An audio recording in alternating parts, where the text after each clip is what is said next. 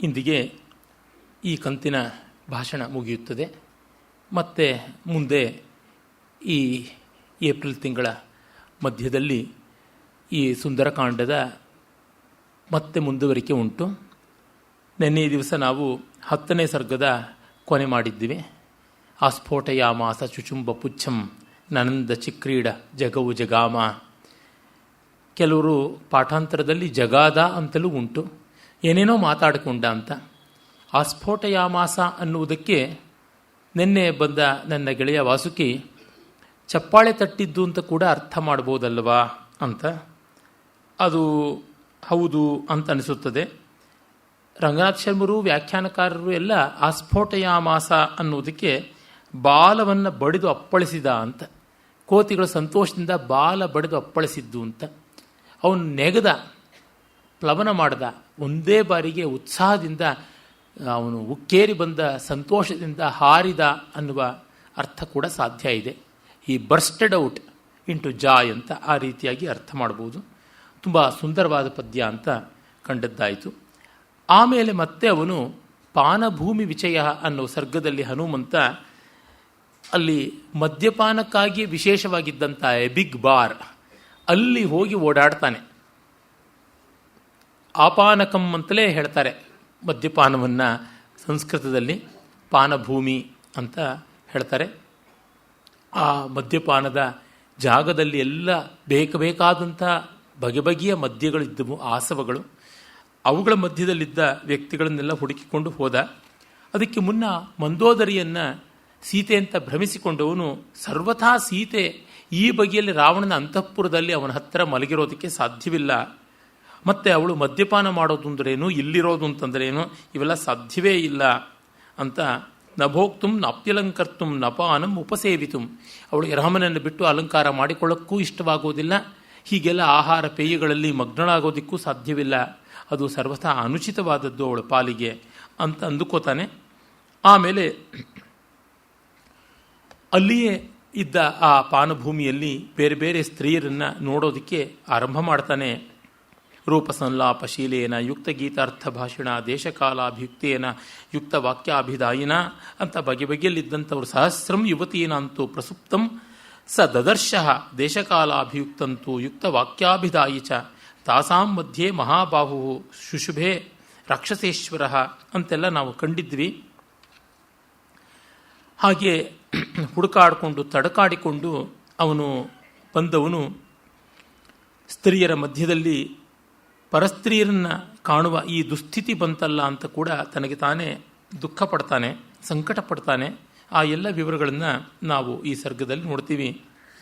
ಕೆಲವು ಕಡೆ ಪುನರುಕ್ತಿ ಅನ್ನುವಂಥ ಮಾತುಗಳು ಬರುತ್ತವೆ, ನೋಡಿದ್ದನ್ನೇ ನೋಡಿದ್ದು, ಹೇಳಿದ್ದನ್ನೇ ಹೇಳುವಂಥದ್ದು. ಈ ಮಹಾಕೃತಿಯಲ್ಲಿ ನಾವು ಅಷ್ಟು ಪುನರುಕ್ತಿಗಳನ್ನು ಗಮನಿಸಬಾರದು.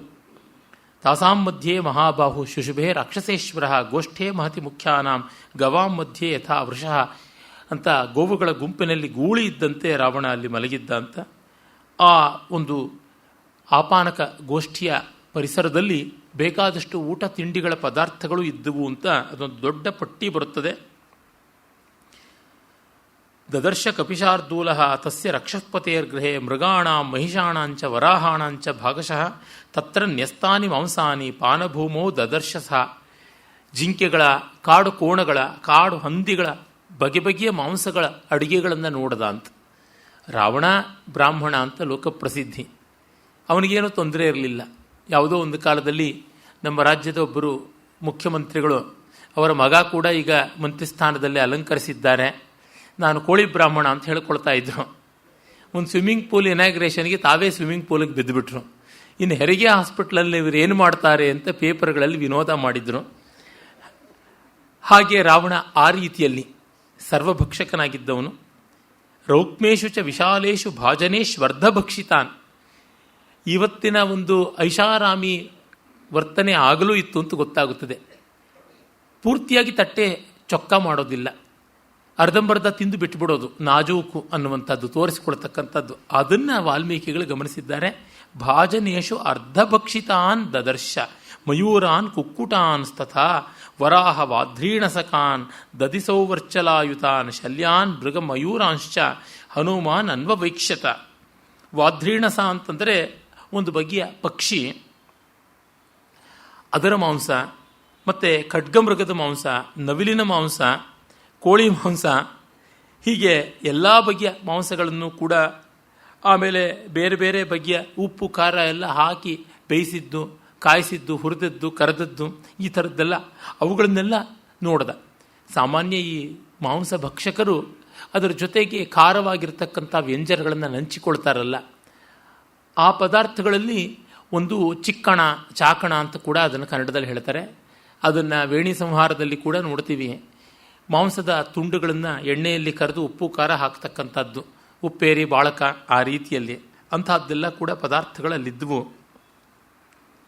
ಮಹಿಷಾನ್ ಏಕಶಲ್ಯಾಂಶ್ಚ ಛಾಗಾಂಶ್ಚ, ಮೇಕೆ ಕುರಿಗಳು, ಕೃತನಿಷ್ಠಿತಾನ್ ಲೇಹ್ಯಾನ್ ಉಚ್ಚಾವಚಾನ್ ಪೇಯಾನ್, ಬಗೆ ಬಗೆಯ ಪಾನಕಗಳು, ಷಾಡವ ಅಂತ ಹೇಳ್ತಾರೆ, 6 ಬಗೆಯ ಪದಾರ್ಥಗಳನ್ನು ಹಾಕಿ ಮಾಡ್ತಕ್ಕಂಥದ್ದು, ಅದು ಒಂದು ಬಗೆಯ ಪಾನಕ, ಸಾಫ್ಟ್ ಡ್ರಿಂಕ್ ಅದನ್ನು. ಆಮೇಲೆ ಲೇಹ್ಯಗಳು, ನೆಕ್ಕುವಂಥ ಪದಾರ್ಥಗಳು, ಭಕ್ಷ್ಯ, ಭೋಜ್ಯ, ಚೋಷ್ಯ, ಲೇಹ್ಯ, ಪಾನೀಯ ಅಂತ 4 ವಿಧವಾದಂಥ ಅನ್ನ ಪದಾರ್ಥಗಳು, ಅಂದರೆ ತಿನ್ನುವಂಥವು, ಮತ್ತೊಂದು ಪೇಯ, ಕುಡಿಯುವಂಥದ್ದು, ಹೀಗೆ ಪಂಚವಿಧವಾದದ್ದು ಆಹಾರ ಅಂತ ಕರೀತಾರೆ. ಲೇಹ್ಯ ನೆಕ್ಕುವಂಥದ್ದು, ಉಪ್ಪಿನಕಾಯಿ ಇತ್ಯಾದಿಗಳನ್ನು ನೆಕ್ಕಿಕೊಂಡೇನೆ ಮದ್ಯಪಾನ ಮಾಡಬೇಕು ಅಂತ ಸಾಮಾನ್ಯ ಉಂಟಲ್ವೇ ವಿಧಿನಿಯಮ, ಹಾಗೆ ಮಾಡ್ತಾ ಇದ್ದ. ಇನ್ನು ಬೇಕಾದಷ್ಟು ಹೂವು, ಹಣ್ಣುಗಳು, ಅವುಗಳು ಕೂಡ ಬೇಕಾದಂತೆ ಇದ್ದು ಅಂತ ಗೊತ್ತಾಗುತ್ತದೆ. ಮಾಂಸೈ ಕುಶಲ ಸಂಯುಕ್ತೈ ಪಾನಭೂಮಿ ಗತೈ ಪೃಥಕ್ ದಿವ್ಯಾ ಪ್ರಸನ್ನ ವಿವಿಧ ಸುರ ಕೃತಸುರ ಅಪಿ. ಮತ್ತು ಬಗೆಬಗೆಯ ಮದ್ಯಗಳು, ಅದೆಷ್ಟು ಥರ ಮದ್ಯಗಳು, ದೇವಲೋಕಕ್ಕೆ ಹತ್ತಿರವಾಗತಕ್ಕಂಥ ಮದ್ಯಗಳು, ದಿವ್ಯವಾದವಂಥವು. ಮತ್ತು ಬಟ್ಟಿ ಇಳಿಸಿದ್ದು ಮರಗಳಿಂದ, ಅಂದರೆ ಯಾವುದನ್ನು ಹೆಂಡ ಇರಬಹುದು, ಅದು ಬೇರೆ ಬೇರೆ ರೀತಿಯಾಗಿ ಬಗನಿ ಹೆಂಡ ಇರಬಹುದು, ಈಚಲ ಹೆಂಡ ಇರಬಹುದು, ತೆಂಗಿನ ಹೆಂಡ ಇರಬಹುದು, ತಾಳೆ ಹೆಂಡ ಇರಬಹುದು, ಈ ಥರದ್ದು ಅವುಗಳನ್ನು ಇಳಿಸಿ ಹುಳಿ ಹಿಡಿಸಿರ್ತಕ್ಕಂಥದ್ದು. ಆಮೇಲೆ ಹಿಟ್ಟಿನಿಂದ, ಬೆಲ್ಲ ಸಕ್ಕರೆಗಳಿಂದ, ಹಣ್ಣಿನ ರಸದಿಂದ, ಇವುಗಳಿಂದ ಎಲ್ಲ ಮಾಡ್ತಕ್ಕಂಥದ್ದು. ದ್ರಾಕ್ಷಾರಸ ಪ್ರಸಿದ್ಧವಾದದ್ದು, ಹೀಗೆಲ್ಲ ಮಾಡುವಂಥದ್ದು ಬೇಕಾದಷ್ಟು ಉಂಟು. Food and drinking practices of ancient India ಅಂತ ಒಂದು ಬಹಳ ಹಿಂದೆ ಕಾಲದಲ್ಲೇ ಬಂದ ಸಂಶೋಧನಾ ಗ್ರಂಥ ಉಂಟು. ಅದರೊಳಗೆ ಎಲ್ಲ ವಿಧ ವಿವರಗಳನ್ನೂ ಕೊಟ್ಟಿದ್ದಾರೆ. ಚರಕ ಸುಶ್ರುತಾದಿಗಳ ಗ್ರಂಥದಲ್ಲಿಯೇ ಒಂದು ಸೆಕ್ಷನ್ ಇದೆ, ನಾವು ನೋಡಬಹುದು. ಸೋಮೇಶ್ವರನ ಮಾನಸೋಲ್ಲಾಸದಲ್ಲಿ ಮತ್ತು ಶಿವತತ್ವರತ್ನಾಕರದಲ್ಲಿ ಕೂಡ ಈ ಥರದ ವಿವರಗಳು ಸಾಕಷ್ಟಿವೆ. ಶರ್ಕರಾಸವ ಮಧ್ವೀಕ ಪುಷ್ಪಾಸವ ಫಲಾಸವಾಹ ವಾಸಚೂರ್ಣೈಶ್ಚ ವಿವಿಧೈ ದೃಷ್ಟಾಸ್ತೈಸ್ತೈ ಪೃಥಕ್ ಪೃಥಕ್. ಮತ್ತು ಹೂವಿನ ರಸದಿಂದ ಮೊದಲುಗೊಂಡು ಬೇರೆ ಬೇರೆ ಹೂವಿನ ಪಕಳೆಗಳಿಂದ ಕೂಡ ಮಾಡಿರ್ತಕ್ಕಂಥದ್ದು. ನಾಗಕೇಸರ ಮೊದಲಾದ ಪುನ್ನಾಗ ವೃಕ್ಷಗಳ ಹೂಗಳ ದಳಗಳಿಂದ ಕೂಡ ಮದ್ಯವನ್ನು ಭಟ್ಟಿ ಇಳಿಸ್ತಾರೆ. ಅಂಥದ್ದೆಲ್ಲ ಅಲ್ಲಿತ್ತು, ಬೇರೆ ಬೇರೆ ಪ್ರತ್ಯೇಕವಾಗಿ ಇತ್ತು. ಮತ್ತು ಅವುಗಳನ್ನೆಲ್ಲವನ್ನೂ ಕೂಡ ಸಂತತ ಶುಶುಭೆ ಭೂಮಿ ಮಾಲ್ಯೈಶ್ಚ ಬಹುಸಂಸ್ಥಿತೈ, ಹೂವಿನ ಮಾಲೆಗಳು, ಅಲಂಕಾರಗಳು ಅವುಗಳೆಲ್ಲ ಇದ್ದವು. ಹಿರಣ್ಮಯಿಶ್ಚ ವಿವಿಧೈ ಭಾಜನೈ ಸ್ಫಾಟಿಕೈರಪಿ, ಬಂಗಾರದ ಬಟ್ಲುಗಳಲ್ಲಿದ್ದವು. ಮತ್ತು ಸ್ಫಟಿಕದ ಬಟ್ಲುಗಳು, ಕ್ವಾಡ್ಸ್ ಗ್ಲಾಸಸ್ ಅಂತೆಲ್ಲ ಕರೀತಾರಲ್ಲ, ಗಾಬ್ಲೆಟ್ಸು, ಅವುಗಳಲ್ಲಿ ಕೂಡ ಇದ್ದವು.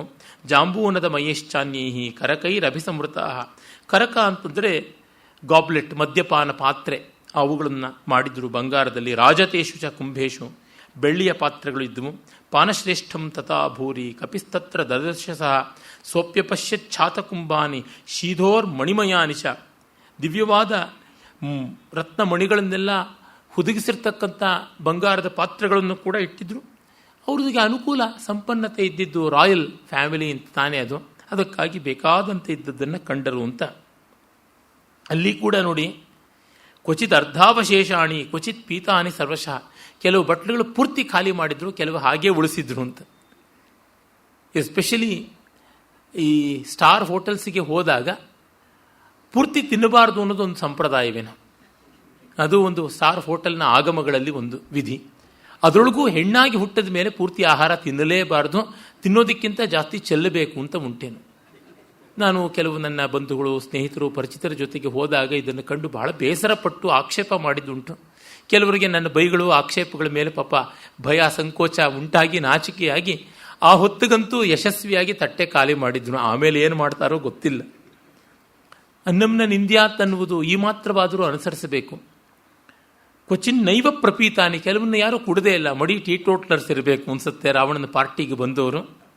ಅಥವಾ ಸಿಕ್ಕಾಪಟ್ಟೆ ಕುಡಿದು ಇನ್ನು ಕುಡಿಯಲಾಗದೆ ತತ್ತರಿಸಿ ತೂರಾಡಿ ಬಿದ್ದೋದವರು ಆ ಪಾತ್ರೆಗಳ ಆಗಲೂ ತುಂಬಲ್ಪಟ್ಟು ದುರಾಸೆಯಿಂದ ಹಾಗೆ ಬಿಟ್ಟಿದ್ರೋ ಏನೋ. ನೋಡಿ, ಅದೆಲ್ಲ ಅನ್ಕ್ಲೀನ್ಡ್ ಟೇಬಲ್ ಇನ್ನೂ ಹಾಗೆ ಅಲ್ಲಿದೆ ಅಂತನ್ನುವುದು ಅಂದರೆ ಎಷ್ಟು ಲಿವಿಂಗ್ ಬಾರ್ ಅಂತ ಗೊತ್ತಾಗುತ್ತೆ. ಲಿವಿಂಗ್ ವಾಲ್ಕೆನೋ ಅಂತಂತಾರಲ್ಲ, ಆ ರೀತಿ ಹಾಗೆ ಇನ್ನೂ ಇದೆ. ಅದನ್ನು ಚೊಕ್ಕ ಮಾಡೋಕ್ಕೂ ಆಗದೇ ಇರಷ್ಟು ಮತ್ತೇರಿ ಅಲ್ಲೇ ಮಲಗಿಬಿಟ್ಟಿದ್ದಾರೆ ಅನಿಸುತ್ತದೆ. ಕ್ವಚಿತ್ ಭಕ್ಷಾಂಶ್ಚ ವಿವಿಧಾನ್ ಕ್ವಚಿತ್ ಪಾನಾನಿ ಭಾಗಶಃ. ಮತ್ತೆ ತಿಂದದ್ದು ಕುಡಿದದ್ದು ಅರೆ ಬರೆ ಇದೆ. ಕ್ವಚಿತ್ ಅನ್ನಾವಶೇಷಾಣಿ, ಅನ್ನಾದಿಗಳು ಕೂಡ ಆಹಾರ ಪದಾರ್ಥಗಳು. ಪಶ್ಯನ್ವೈ ವಿಚಚಾರ ಕ್ವಚಿತ್ ಪ್ರಭಿನ್ನ ಕರಕೈ ಕ್ವಚಿತ್ ಆಲೋಲಿತೈರ್ ಘಟೈ. ಇನ್ನು ಅಲ್ಲಿ ಕೆಲವು ಮದ್ಯಪಾನ ಪಾತ್ರೆಗಳು ಮುರಿದೋಗಿವೆ, ಒಡೆದೋಗಿವೆ, ನೆಲದಲ್ಲಿ ಬಿದ್ದು ಉರುಳಾಡ್ತಾ ಇವೆ ಅಂತ.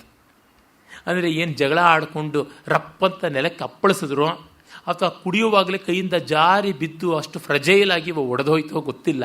ಆ ಚಟುವಟಿಕೆಗಳನ್ನು ನಾವು ಕಲ್ಪಿಸಿಕೊಳ್ಳೋದಕ್ಕೆ ಮಹರ್ಷಿಗಳು ಎಷ್ಟು ಕೊಟ್ಟಿದ್ದಾರೆ. ಅದೇ ಕವಿಯಾದವನಿಗೆ ಎಲ್ಲ ಜನಜೀವನದ ಪರಿಚಯ ಇರಬೇಕು. ಮೇಲು ಕೀಳುಗಳು ಅಂತ ಎಣಿಸದೆ ಎಲ್ಲವನ್ನ ಗಮನಿಸಿಕೊಂಡು ಯಥೋಚಿತವಾದ ರೀತಿಯಲ್ಲಿ ಇಡಬೇಕು ಅಂತ. ಈ ಒಂದು ವೈಶಾಲ್ಯವನ್ನು ನೀವು ಕಂಬರಾಮಾಯಣದಲ್ಲೂ ನೋಡೋಕ್ಕೆ ಸಾಧ್ಯ ಇಲ್ಲ, ತುಳಸಿದಾಸರ ರಾಮಾಯಣದಲ್ಲೂ ನೋಡೋಕ್ಕೆ ಸಾಧ್ಯ ಇಲ್ಲ. ಅವರೆಲ್ಲ ಮಡಿ ಕಟ್ಟಿಕೊಂಡು ನಾಮ ವಿಭೂತಿ ಕುಂಕುಮಗಳು ಇಟ್ಟುಕೊಂಡು ಜನಿವಾರ ತೀಡಿಕೊಂಡು ಕೂತು ಬರೆದವರು ಕಾವ್ಯವನ್ನೇ ಹೊರತು ಕಾವ್ಯವಾಗಿ ಬರೀಬೇಕು ಅಂತಲ್ಲ. ರಾಮಾಯಣ ಬರೆದರೆ ಪುಣ್ಯ ಸಿಗುತ್ತೆ ಅಂತ ಬರೆದವರೇ ಹೊರತು ಸಂತೋಷ ಸಿಗಬೇಕು ಅಂತ ಬರೆದವರಲ್ಲ. ರಾಮಾಯಣವನ್ನು ಉಳಿಸುವ ದೊಡ್ಡ ಕೆಲಸ ಆಗಿದೆ ಅಲ್ಲಿಂದ. ಆದರೆ ವಾಲ್ಮೀಕಿಯಿಂದಾಗಿ ನಮಗೆ ಸಿಗಬಹುದಾದದ್ದು ಅಲ್ಲಿ ಸಿಗೋಲ್ಲ. ಅಲ್ಲಿ ಸಿಗುವುದೆಲ್ಲ ವಾಲ್ಮೀಕಿಯಲ್ಲಿ ಸಿಗುತ್ತದೆ, ಅಲ್ಲಿ ಸಿಗದೇ ಇರೋದು ಸಿಗುತ್ತದೆ. ಯದಿಹಾಸ್ತಿ ತದನ್ಯತ್ರ ಎನ್ನೇ ಹಾಸ್ತಿ ನ ತತ್ ಕ್ವಚಿತ್ ಎನ್ನುವಂತೆ. ಇದನ್ನು ನಾವು ಕಾಣಬೇಕಾದದ್ದು ಇಲ್ಲಿ ಬಹಳ ಮುಖ್ಯವಾದದ್ದು. ಅಂದರೆ ಪ್ರಪಂಚ ಏನು ಅನ್ನೋದು ತಿಳಿಯಬೇಕಲ್ವ. ಕ್ವಚಿತ್ ಸಂಪೃಕ್ತ ಮಾಲ್ಯಾನಿ ಮೂಲಾನಿ ಚ ಫಲಾನಿ ಚ. ಇನ್ನು ಕೆಲವರು ಗಡ್ಡೆ ಗೆಣಸುಗಳು ತಿನ್ನುವಂಥವರು, ಅದಕ್ಕೂ ವ್ಯವಸ್ಥೆ ಇದೆಯಂತೆ. ಅಂದರೆ ರಾವಣನ ಅಂತಃಪುರ, ಅಡುಗೆ ಮನೆ, ಪಾನಗೃಹ, ಇಲ್ಲಿ ಎಲ್ಲ ರೀತಿಯಾದ ಆಹಾರ ಪದ್ಧತಿಯವರಿಗೂ ಅವಕಾಶ ಕೊಟ್ಟಿದ್ದಾನೆ ಅಂತ. Vegetarian, non vegetarian, continental, Chinese, African, Mongolian, Indian, south Indian, north Indian, ಅದರೊಳಗೆ ವಿಭಾಗ ವೆಜಿಟೇರಿಯನ್ನು, ನಾನ್ ವೆಜಿಟೇರಿಯನ್ನು, ಮುಗಲಾಯಿ, ಈ ಥರದ್ದೆಲ್ಲ ಕೂಡ ಮಾಡಿಸಿದ್ದಾನೆ ಅಂತ ಅನ್ಬೋದು. ಕಾಚಿಚ್ಚ ವಸ್ತ್ರ ಮನ್ಯಸ್ಯಾಹ ಸ್ವಪಂತ್ಯ ಪರಿಧಾಯಚ. ಇನ್ನು ಅಲ್ಲಲ್ಲೇ ಹೆಂಗಸರು ಮಲಗಿದ್ದಾರೆ, ಒಬ್ಬಳು ಸೀರೆ ಇನ್ನೊಬ್ಬಳು ಸೆಳೆದು ಉಟ್ಟುಕೊಂಡಿದ್ದಾಳಂತೆ. ಆ ಮಟ್ಟಕ್ಕೆ ಅವರಿಗೆ ಮದ್ಯಪಾನ ಮತ್ತತ್ವ. ಶ್ಯಾಮಾವದಾತಾಸ್ತತ್ರಾನ್ಯಾ ಕಾಶ್ಚಿತ್ ಕೃಷ್ಣಾ ವರಾಂಗನಾ ಕಾಶ್ಚಿತ್ ಕಾಂಚನ ವರ್ಣಾಂಗ್ಯ ಪ್ರಮದಾ ರಾಕ್ಷಸಾಲಯೇ. ಎಲ್ಲ ರೇಸ್ಗಳವರು ಇದ್ದಾರೆ, ಎಲ್ಲ ಲೋಕಗಳವರು ಮಾತ್ರವಲ್ಲದೆ ಈ ಭೂಗೋಳದ ಮೇಲೆ ಕಂದು ಬಣ್ಣದವರು, ಕಪ್ಪು ಬಣ್ಣದವರು, ಬಿಳಿ ಬಣ್ಣದವರು, ಹಳದಿ ಬಣ್ಣದವರು ಅಂತ ಎಲ್ಲ. ಶ್ಯಾಮಾವದಾತ, ಕೆಲವರು ಡಾರ್ಕ್ ಕಾಂಪ್ಲೆಕ್ಷನ್, ಆದರೆ ಒಂದು ಮಟ್ಟಕ್ಕೆ ವೀಟಿಶ್ ಅನ್ನುವುದು ರಸರಸವಾದ ಕಾಂತಿ ಇರತಕ್ಕಂಥದ್ದು ಶ್ಯಾಮ. ಇನ್ನು ಕೆಲವರು ಅವದಾತ, ಬೆಳ್ಳಿಗಿರತಕ್ಕಂಥವರು, ಕೇಶಿಯನ್ನು, ಆಂಗ್ಲೋ ಸ್ಯಾಕ್ಸನ್ ಅಂತ ಹೇಳುವಂಥದ್ದು. ಕಾಶ್ಚಿತ್ ಕೃಷ್ಣಾ ವರಾಂಗರ, ಇನ್ನು ಕೆಲವರು ಜೆಟ್ ಬ್ಲ್ಯಾಕ್ನವರು, ಬ್ಲ್ಯಾಕ್ ಈಸ್ ಬ್ಯೂಟಿ ಎನ್ನುವರು. ಕಾಶ್ಚಿತ್ ಕಾಂಚನ ವರ್ಣಾಂಗ್ಯ, ಬಂಗಾರದ ಬಣ್ಣ, ಟಿಬೆಟನ್ನು, ಮಂಗೋಲಾಯ್ಡ್ ರೇಸ್ನವರು. ಹೀಗೆ ಎಲ್ಲ ರೀತಿಯ ಹೆಂಗಸರು ಇದ್ದರು. ರಾವಣನ ರುಚಿ ಅಷ್ಟು ವಿಸ್ತಾರವಾದದ್ದು. ಮತ್ತು ಕೊನೆಯಿಲ್ಲದ, ತಣಿವಿಲ್ಲದ ಕುತೂಹಲ. ಅಲ್ಲೇನಿರುತ್ತೆ ನೋಡೋಣ, ಇಲ್ಲೇನಿರುತ್ತೆ ನೋಡೋಣ. ಕೆಲವರಿಗೆ ಚಟ ಆ ಥರ ಉಂಟು. ತೃಪ್ತಿ ಅಂತ ಇರೋಲ್ಲ. ಜಗತ್ತಿನ ಎಲ್ಲ ಆಹಾರ ಪದಾರ್ಥಗಳನ್ನು ತಿಂದು ತೇಗಿಬಿಡಬೇಕು, ಎಲ್ಲ ಬಗೆಯ ರುಚಿಯನ್ನು ನೋಡಿದ್ದೀವಿ ಅಂತ ಅನ್ನಿಸ್ಕೊಳ್ಬೇಕು ಅಂತ. ತೃಪ್ತಿ ಇದ್ದರೆ ಮಿಕ್ಕಗಳ ವಸ್ತುಗಳ ಬಗ್ಗೆ ನಮಗೇನಂತ ದೊಡ್ಡ ಗಮನ ಹರಿಯೋಲ್ಲ. ಹಾಗೆಂತ ಇನ್ನೊಬ್ಬರ ವಿಷಯಗಳನ್ನು ನೋಡಿ ಕರುಬೂ ಉಂಟಾಗುವುದಿಲ್ಲ. ಇಲ್ಲಿ ರಾವಣನಿಗೆ ಆ ಥರ ಇಲ್ಲ. ಅಂದರೆ ಇಲ್ಲಿ ಗಮನಿಸಬೇಕಾದದ್ದು ಅವನಿಗೆ ಅನ್ನಕೋಶದಿಂದ ಆನಂದಕೋಶದವರೆಗೆ ವೆರೈಟಿ ಇಸ್ ದಿ ಆರ್ಡರ್ ಅಂತನ್ನುವುದು. ಮತ್ತು ಎಷ್ಟು ಕಾಲ ಮುಂದನ್ನು ಉಳಿಸಿಕೊಳ್ಳಬಲ್ಲ ಅದು ಗೊತ್ತಿಲ್ಲ. ಎಳೆ ಮಕ್ಕಳು ಆಟವಾಡ್ತಾ ಒಂದು ಸಾಮಾನನ್ನು ಒಂದೆರಡು ದಿವಸ ಇಟ್ಕೊಂಡು ಮತ್ತೆ ಎಸ್ದು ಬಿಡುತ್ತಲ್ಲ, ಆ ರೀತಿಯಾದದ್ದು ರಾವಣನ ಬಗೆ. ಆದರೆ ನಾಯಿ ಮುಟ್ಟಿದ ಮಡಕೆ ಅಂತ ಅವನು ಒಂದು ಬಳಸಿ ಬಿಸಾಡಿದ್ದನ್ನು ಮತ್ತೆ ಇನ್ಯಾರು ನೋಡಿ ಯಾರು, ಇನ್ಯಾರು ಬಳಸಿ ಯಾರು, ಹೀಗಾಗುವ ಸಮಸ್ಯೆ ಕೂಡ ಉಂಟು. ಮತ್ತು ಇದು ಯೂಸ್ ಆ್ಯಂಡ್ ಥ್ರೋ ಅನ್ನುವ ಉಪಭೋಗ ಸಂಸ್ಕೃತಿ, ರಾದರ್ ಸಂಸ್ಕೃತಿ ಅಲ್ಲ, ಉಪಭೋಗ ಅಪಸಂಸ್ಕೃತಿಯ ಮಹಾ ಅವಲಕ್ಷಣವಾಗಿ ಕಾಣಿಸುತ್ತದೆ. ಇಲ್ಲಿ ಕನ್ಸ್ಯೂಮರಿಸಮ್ನ ಕರಾಳ ಮುಖವನ್ನೇ ವಾಲ್ಮೀಕಿಗಳು ಧ್ವನಿಸ್ತಾ ಇದ್ದಾರೆ ಅನಿಸುತ್ತದೆ.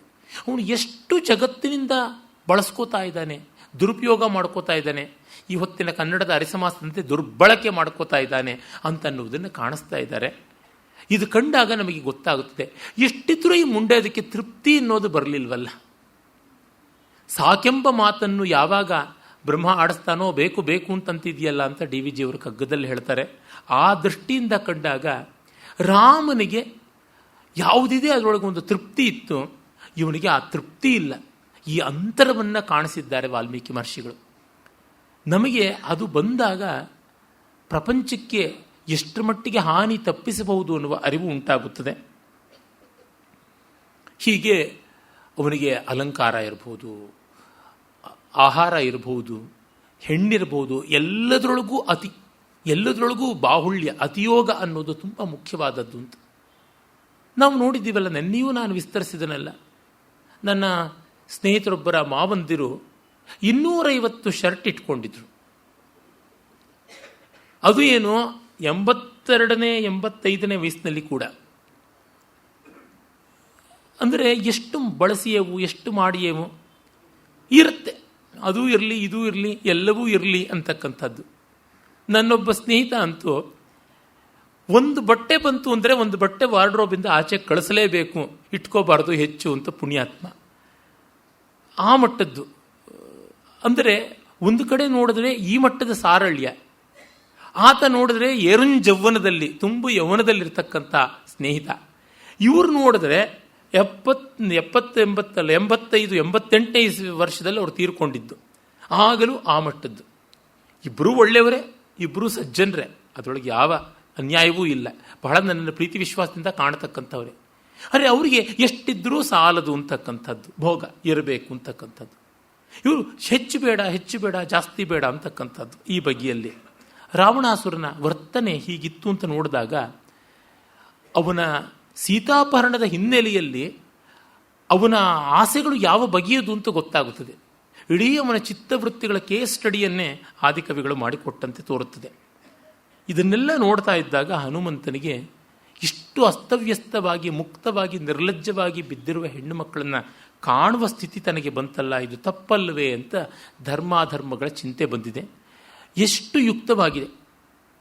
ಒಬ್ಬ ಪ್ರಾಮಾಣಿಕನಾದ ವ್ಯಕ್ತಿಗೆ ಮತ್ತೊಬ್ಬರ ಸೊತ್ತನ್ನು ಕಾಣುವುದು ಎಷ್ಟರ ಮಟ್ಟಿಗೆ ಮುಜುಗರಕ್ಕೆ ಅದು ಅವಕಾಶ ಕೊಡುತ್ತದೆ ಅಂತ. ಮತ್ತು ಇದೊಂದು ಪಾಪವಲ್ಲವೇ, ಪರಸತಿ ದರ್ಶನ ತುಂಬ ದ್ರೋಹವಲ್ಲವ ಅನ್ನುವ ಭಾವ ಕೂಡ ಬಂದಿದೆ. ಪರದಾರಾವರೋಧಸ್ಯ ಪ್ರಸುಪ್ತಸ್ಯ ನಿರೀಕ್ಷಣಂ ಇದಂ ಖಲು ಮಮಾತ್ಯರ್ಥಂ ಧರ್ಮಲೋಪಂ ಕರಿಷ್ಯತಿ. ಪರಸ್ತ್ರೀಯರನ್ನು ಮಲಗಿದ್ದಾಗ, ಅವ್ರ ಮೈಮೇಲೆ ಪರಿವೆ ಇಲ್ಲದಿದ್ದಾಗ ಅವರು ಮುಕ್ತವಾಗಿರುವಲ್ಲಿ ವಿಶ್ವಾಸದಿಂದ, ವಿಶ್ರಂಭದಿಂದ ಮಲಗಿದ್ದಾರೆ, ಯಾರೂ ನೋಡಲ್ಲ ಅಂತ. ಅಂಥ ಸನ್ನಿವೇಶದಲ್ಲಿ ತಾನು ಬಂದು ಕಂಡದ್ದು ತಪ್ಪಾಯ್ತಲ್ವ ಅಂತ. ಅಂದರೆ ಹನುಮಂತ ಯಾವ ಸಂಸ್ಕೃತಿಯಿಂದ ಬಂದವನು, ಅವನ ಆತ್ಮವಂತಿಕೆ ಎಷ್ಟು ದೊಡ್ಡದು ಅಂತ ಗೊತ್ತಾಗುತ್ತದೆ. ಇವತ್ತು ಯಾವುದನ್ನು ಪ್ರೈವೇಸಿ, ಖಾಸಗಿತನ ಅಂತ ಹೇಳ್ತಿದ್ದಾರೆ, ಅದಕ್ಕೆ ಅವನು ಎಷ್ಟು ಬೆಲೆ ಕೊಟ್ಟಿದ್ದಾನೆ ಅಂತ ಗೊತ್ತಾಗುತ್ತದೆ. ನಹಿಮೇ ಪರದಾರಾಣಾಂ ದೃಷ್ಟಿರ್ ವಿಷಯವರ್ತಿನಿ ಅಯಂಚಾತ್ರ ಮಯಾ ದೃಷ್ಟ ಪರದಾರ ಪರಿಗ್ರಹ. ತನಗಂತೂ ಒಂದು ಸ್ವಲ್ಪವೂ ವಿಕಾರವಿಲ್ಲ, ಎಂದೂ ಬೇರೆಯವರ ಹೆಂಡತಿಯರನ್ನು ಕಣ್ಣೆತ್ತಿ ನೋಡಿದ್ದು ಅಲ್ಲ. ಕಾಮಂ ದೃಷ್ಟ್ವಾ ಮಯಾ ಸರ್ವ ವಿಶ್ವಸ್ತ ರಾವಣಸ್ತ್ರೀಯ ನಹಿಮೇ ಮನಸ್ಸ ಕಿಂಚಿದ್ ವೈಕೃತ್ಯಮುಪಪದ್ಯತೆ.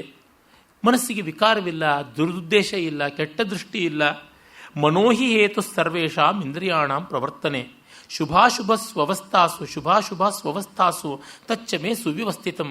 ಮನಸ್ಸೇ ಎಲ್ಲ ಇಂದ್ರಿಯಗಳ ಒಳಿತು ಕೆಡುಕುಗಳನ್ನು ನಿರ್ದೇಶನ ಮಾಡುವುದಕ್ಕೆ ಸರಿ. ಕೆಟ್ಟ ಮನಸ್ಸಿನಿಂದ ನೋಡಿದಾಗ, ಕೆಟ್ಟ ಮನಸ್ಸಿನಿಂದ ಕೇಳಿದಾಗ ತಪ್ಪು, ಹಾಗಲ್ಲದೆ ಇದ್ದಾಗ ಇಲ್ಲ. ನಾನು ಆ ಥರ ಮನಸ್ಸಿನಿಂದ ಕಳಂಕಿತನಾಗಿಲ್ಲ.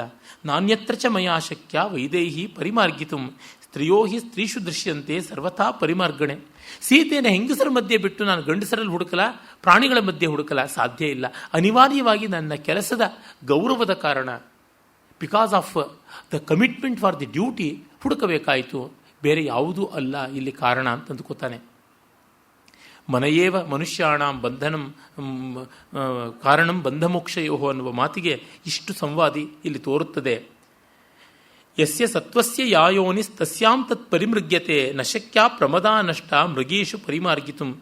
ಯಾವ ಜಾತಿಯಲ್ಲಿ, ಯಾವ ವರ್ಗದಲ್ಲಿ ನಷ್ಟವಾಗಿದೆಯೋ ನಮ್ಮ ವಸ್ತು ಅಲ್ಲಿ ಹುಡುಕಬೇಕಾಗುತ್ತದೆ.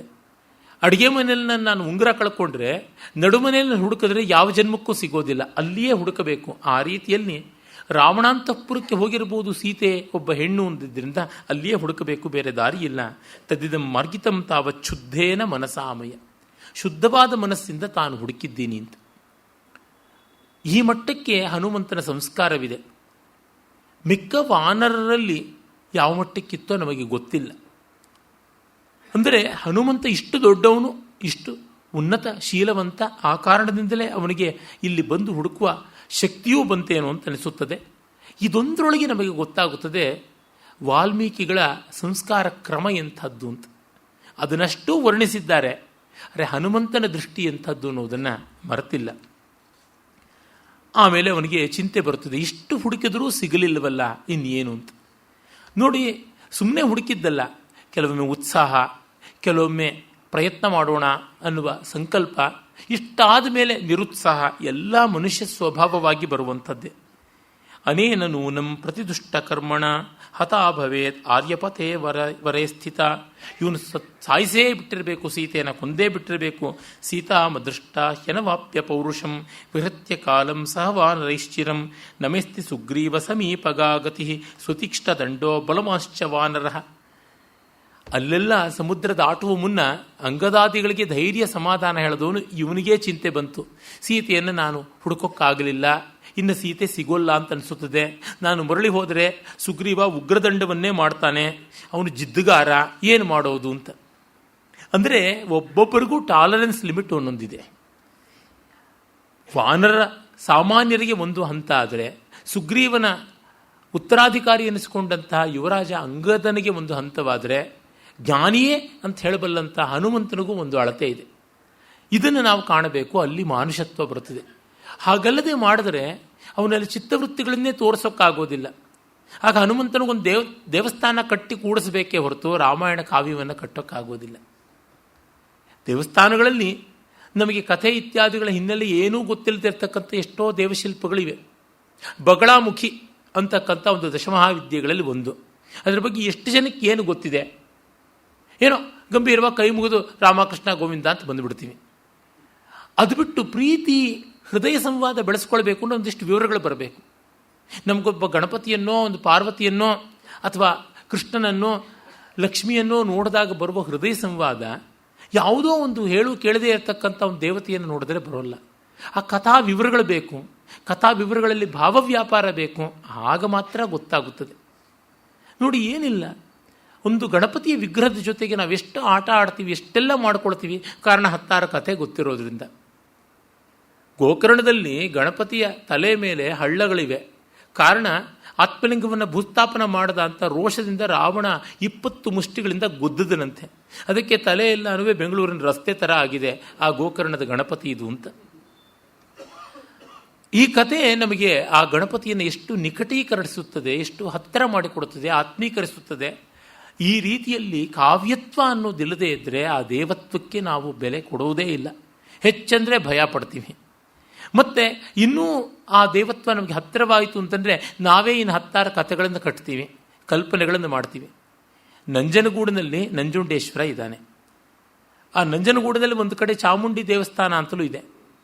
ಚಾಮುಂಡಿ ದೇವಸ್ಥಾನ ಇಲ್ಲಿ ಯಾತಕ್ಕೆ ನಂಜನಗೂಡಲ್ಲಿ, ಪಕ್ಕದ ಮೈಸೂರಲ್ಲೇ ಇದೆಯಲ್ಲ ಅಂತಂದರೆ, ಪಾರ್ವತಿಯ ಜೊತೆಗೆ ಪ್ರೀತಿ ಸಾಕಾಗದೆ ಚಾಮುಂಡಿ ಕಡೆಗೆ ಮನಸ್ಸು ಬಂತಂತೆ. ಆದರೆ ಪಾರ್ವತಿ ಜಿದ್ದುಗಾರ್ತಿ, ಕಡೆಗೆ ಶಿವನಿಗೆ ನೀನು ಹೋಗಲೇಬಾರ್ದು ಚಾಮುಂಡಿ ಬೆಟ್ಟಕ್ಕೆ ಅಂತ ಕಟ್ಟಳೆ ಮಾಡಿಬಿಟ್ಲಂತೆ. ಆಮೇಲೆ ಪಾಪ ನಂಜುಂಡ ಏನು ಮಾಡ್ತಾನೆ, ನಂಜನ್ನೇ ಮುಂಡವನು, ಇನ್ನು ಪಾರ್ವತಿ ಕಟ್ಲೇನು ಉಂಡುಕೊಂಡು ತೆಪ್ಪಗಿರಬೇಕು. ರಥೋತ್ಸವ ಆದಾಗ ಉತ್ತರ ದಿಕ್ಕಿಗೆ ತಿರುಗಿದ್ರೆ, ನಂಜನಗೂಡಿನ ಉತ್ತರ ದಿಕ್ಕಿಗೆ ಇರೋದು ಮೈಸೂರು, ಉತ್ತರ ದಿಕ್ಕಿಗೆ ತಿರುಗಿದ್ರೆ ರಥದ ಚಕ್ರಗಳೇ ಮುಂದುವರಿತಾ ಇರಲಿಲ್ವಂತೆ, ಅಲ್ಲೇ ಕುಸ್ತೋಗ್ತಾ ಇತ್ತು. ಚಾಮುಂಡಿ ಬೆಟ್ಟನಾದ್ರೂ ನೋಡೋಣ, ಚಾಮುಂಡಿ ನೋಡೋಕ್ಕಾಗದೆ ಅಂತ ನಂಜುಂಡೇಶ್ವರ ಹಾಗೆ ಸಿಕ್ಕಾಕೊಂಡ್ಬಿಡ್ತಾ ಇದ್ದಂತೆ. ಇದೇನು ಬಂತು ತೊಂದರೆ, ಭಕ್ತರಿಗೆ ರಥ ಎಳೆಯೋಕ್ಕಾಗದೆ ಒದ್ದಾಡಿಕೊಂಡು, ಇರಲಿ ಚಾಮುಂಡಿಗೂ ಇಲ್ಲೇ ಒಂದು ದೇವಸ್ಥಾನ ಮಾಡೋಣ, ಅವಳನ್ನೇ ನೋಡಿಕೊಂಡು ರಥದಲ್ಲಿ ಸಲೀಸಾಗಿ ಓಡಾಡಲಿ ಅಂತ ನಂಜನಗೂಡಿನ ನಂಜುಂಡೇಶ್ವರನಿಗೆ ಪಕ್ಕದಲ್ಲೇ ಒಂದು ಚಾಮುಂಡಿ ದೇವಸ್ಥಾನವೂ ಮಾಡಿದ್ರಂತೆ. ಅಂದರೆ ಮನುಷ್ಯರ ದೌರ್ಬಲ್ಯಗಳನ್ನು ದೇವರಿಗೂ ಆರೋಪ ಮಾಡದೇ ಇದ್ರೆ ಇಷ್ಟು ಒಳ್ಳೆಯ ಕಥೆಗಳು ಬರೋದಿಲ್ಲ, ರಥೋತ್ಸವ ಸಾಗೋದಿಲ್ಲ ಅಂತ ನೋಡಿದಾಗ ಪರಮಾತ್ಮನಿಗೂ ಒಂದು ಮನೆಯ ದೀಪ ಗರತಿ ಅಂತ ಅಂದರೆ ಪೆಟ್ರೋಮ್ಯಾಕ್ಸು ಥರ ಕಟ್ಕೊಂಡವಳ ಜೊತೆಗೆ ಇಟ್ಕೊಂಡವಳು ಇರಬೇಕು ಅಂತ ಇದೆಯಲ್ಲ, UPS ತರಹ ಒಬ್ಬಳು ಇರಲೇಬೇಕು ಅಂತ. ಹಾಗೆ ಚಾಮುಂಡಿಯನ್ನು ಮಾಡಿದ್ದು ಅಂತ. ಅದಕ್ಕೆ ಜನಪದದ ಹಾಡುಗಳು ಕೂಡ ಉಂಟು.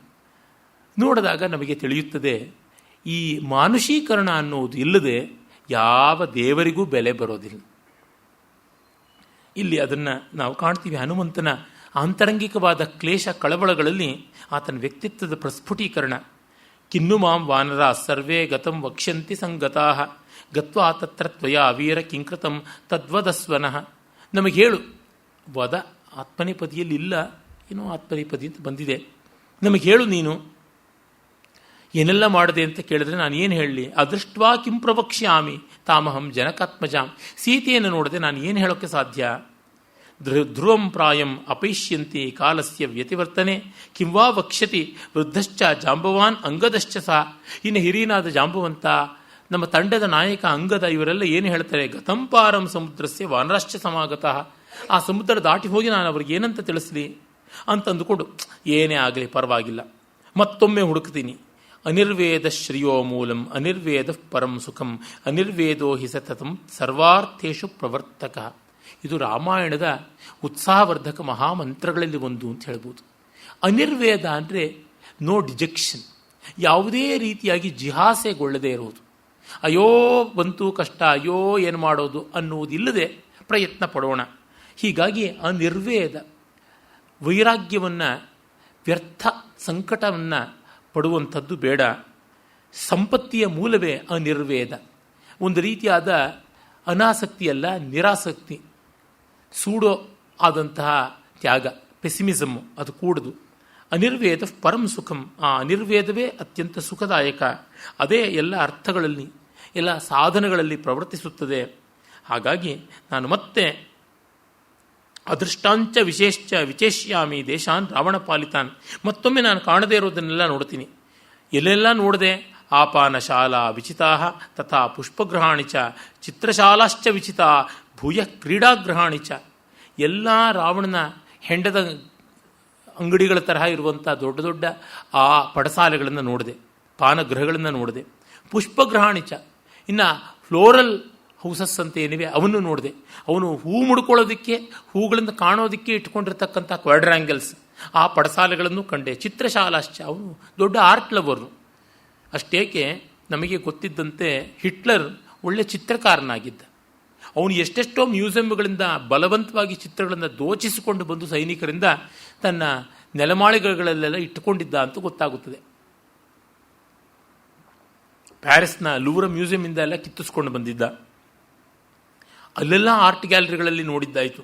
ಕ್ರೀಡಾಗ್ರಹಾಣಿಚ, ಅವನು ಒಳ್ಳೆ ಸ್ಪೋರ್ಟ್ಸ್ಮನ್ ಕೂಡ ಹೌದು. ಅದಕ್ಕಿಟ್ಕೊಂಡಿರ್ತಕ್ಕಂಥ ಜಾಗಗಳಲ್ಲೆಲ್ಲ ಓಡಾಡಿಕೊಂಡು ಬಂದಿದ್ದಾಯಿತು. ನಿಷ್ಕುಟಾಂತರ ರಥ್ಯಾಶ್ಚ, ಮಧ್ಯೆ ಮಧ್ಯೆ ಉದ್ಯಾನಗಳಿರ್ತಕ್ಕಂಥ ವಿಶಾಲವಾದ ರಾಜ ಮಾರ್ಗಗಳಲ್ಲಿ ನೋಡಿ ಆಯಿತು. ವಿಮಾನಾನಿ, ದೊಡ್ಡ ದೊಡ್ಡ ಗೋಪುರಗಳನ್ನು ಹುಡುಕಿ ಆಯಿತು.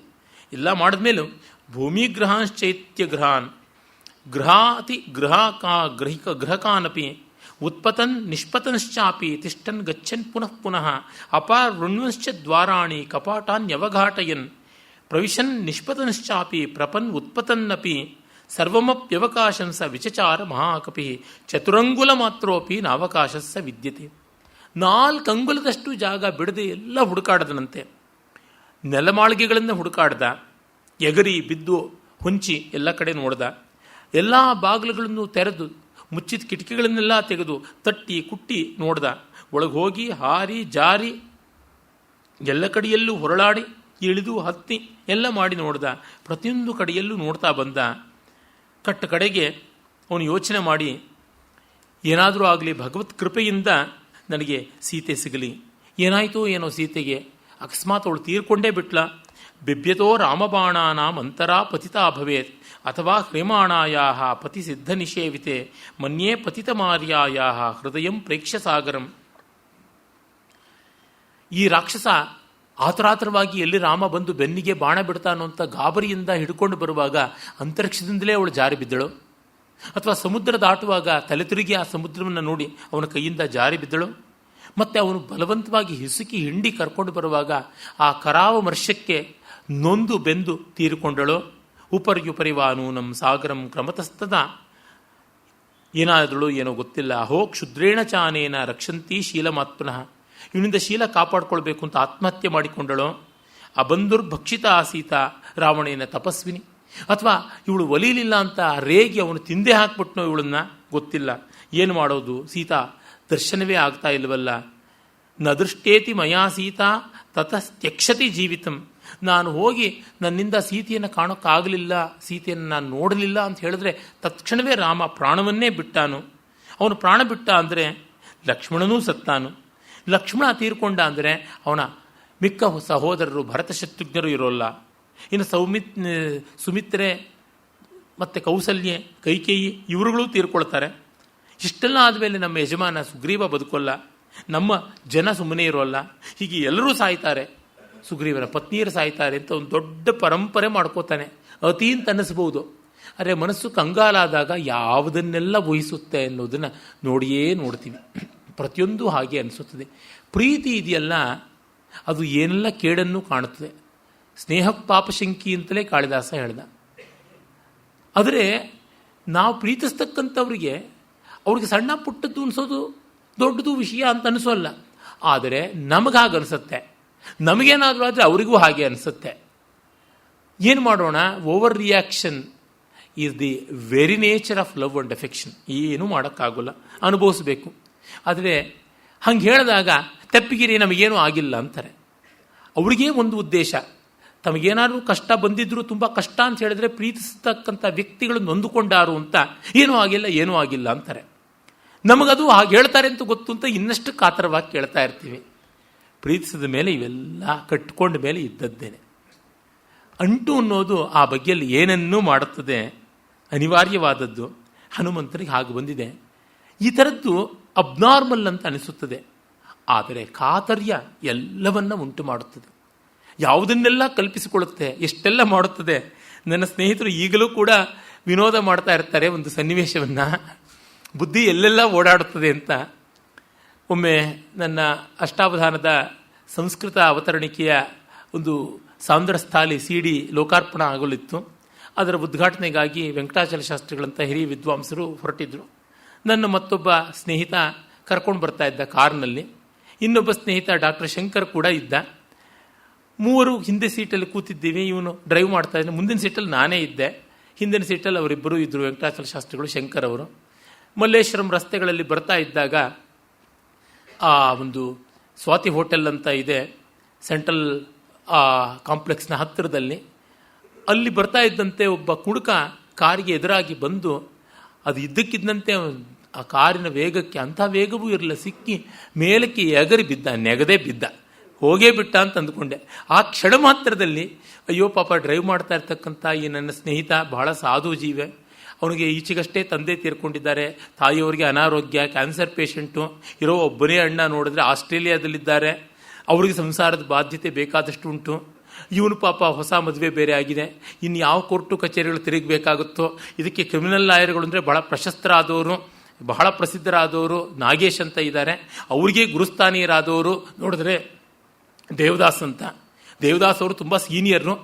ಅವರ ಬೀಗಂದರು ಮಹಾಮಹೋಪಾಧ್ಯಾಯ ರಾ ಸತ್ಯನಾರಾಯಣ, ಸಂಗೀತ ನೃತ್ಯಾದಿ ಶಾಸ್ತ್ರ ಕೋವಿದರಿದ್ದಾರೆ. ಅವರು ನನಗೆ ಚೆನ್ನಾಗಿ ಗೊತ್ತು.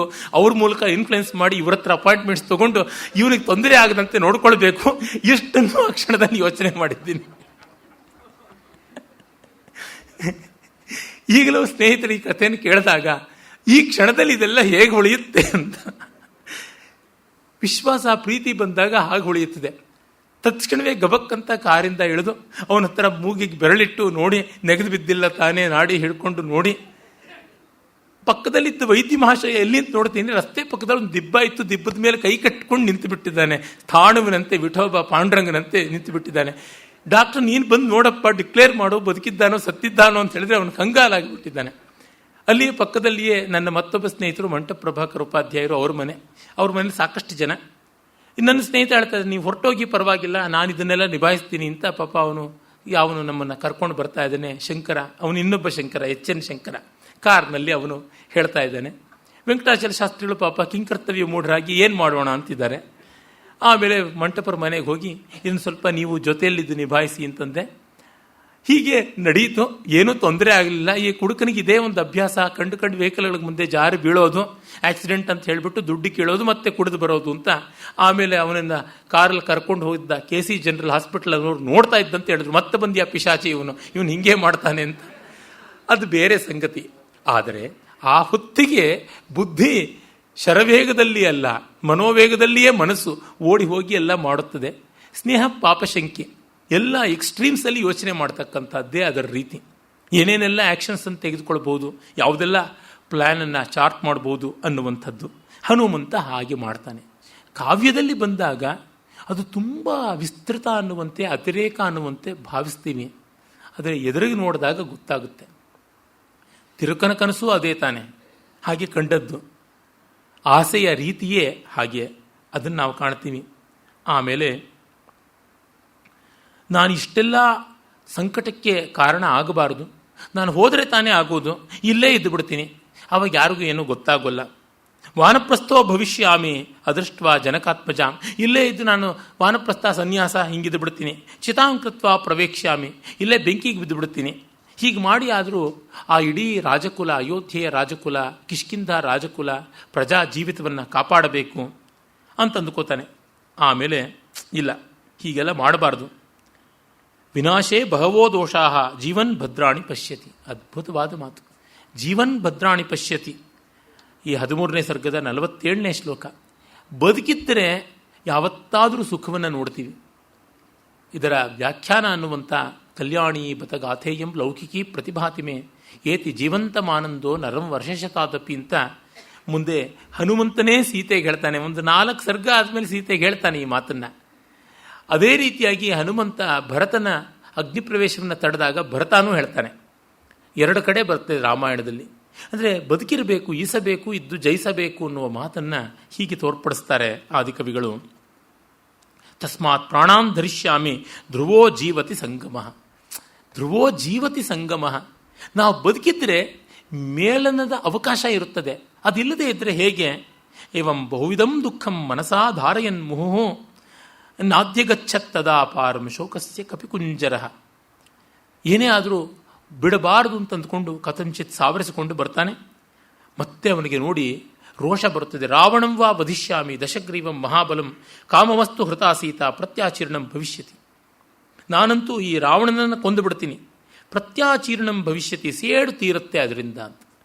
ಅಂದರೆ ನೋಡಿ, ಇಷ್ಟು ಸೀತೆಯನ್ನು ಅಪಹರಣ ಮಾಡಿ ನಮಗೆಲ್ಲ ತೊಂದರೆ ಕೊಟ್ಟವನನ್ನು ಸಾಯಿಸಾದರೂ ಬರಬೇಕು ಅಂತ.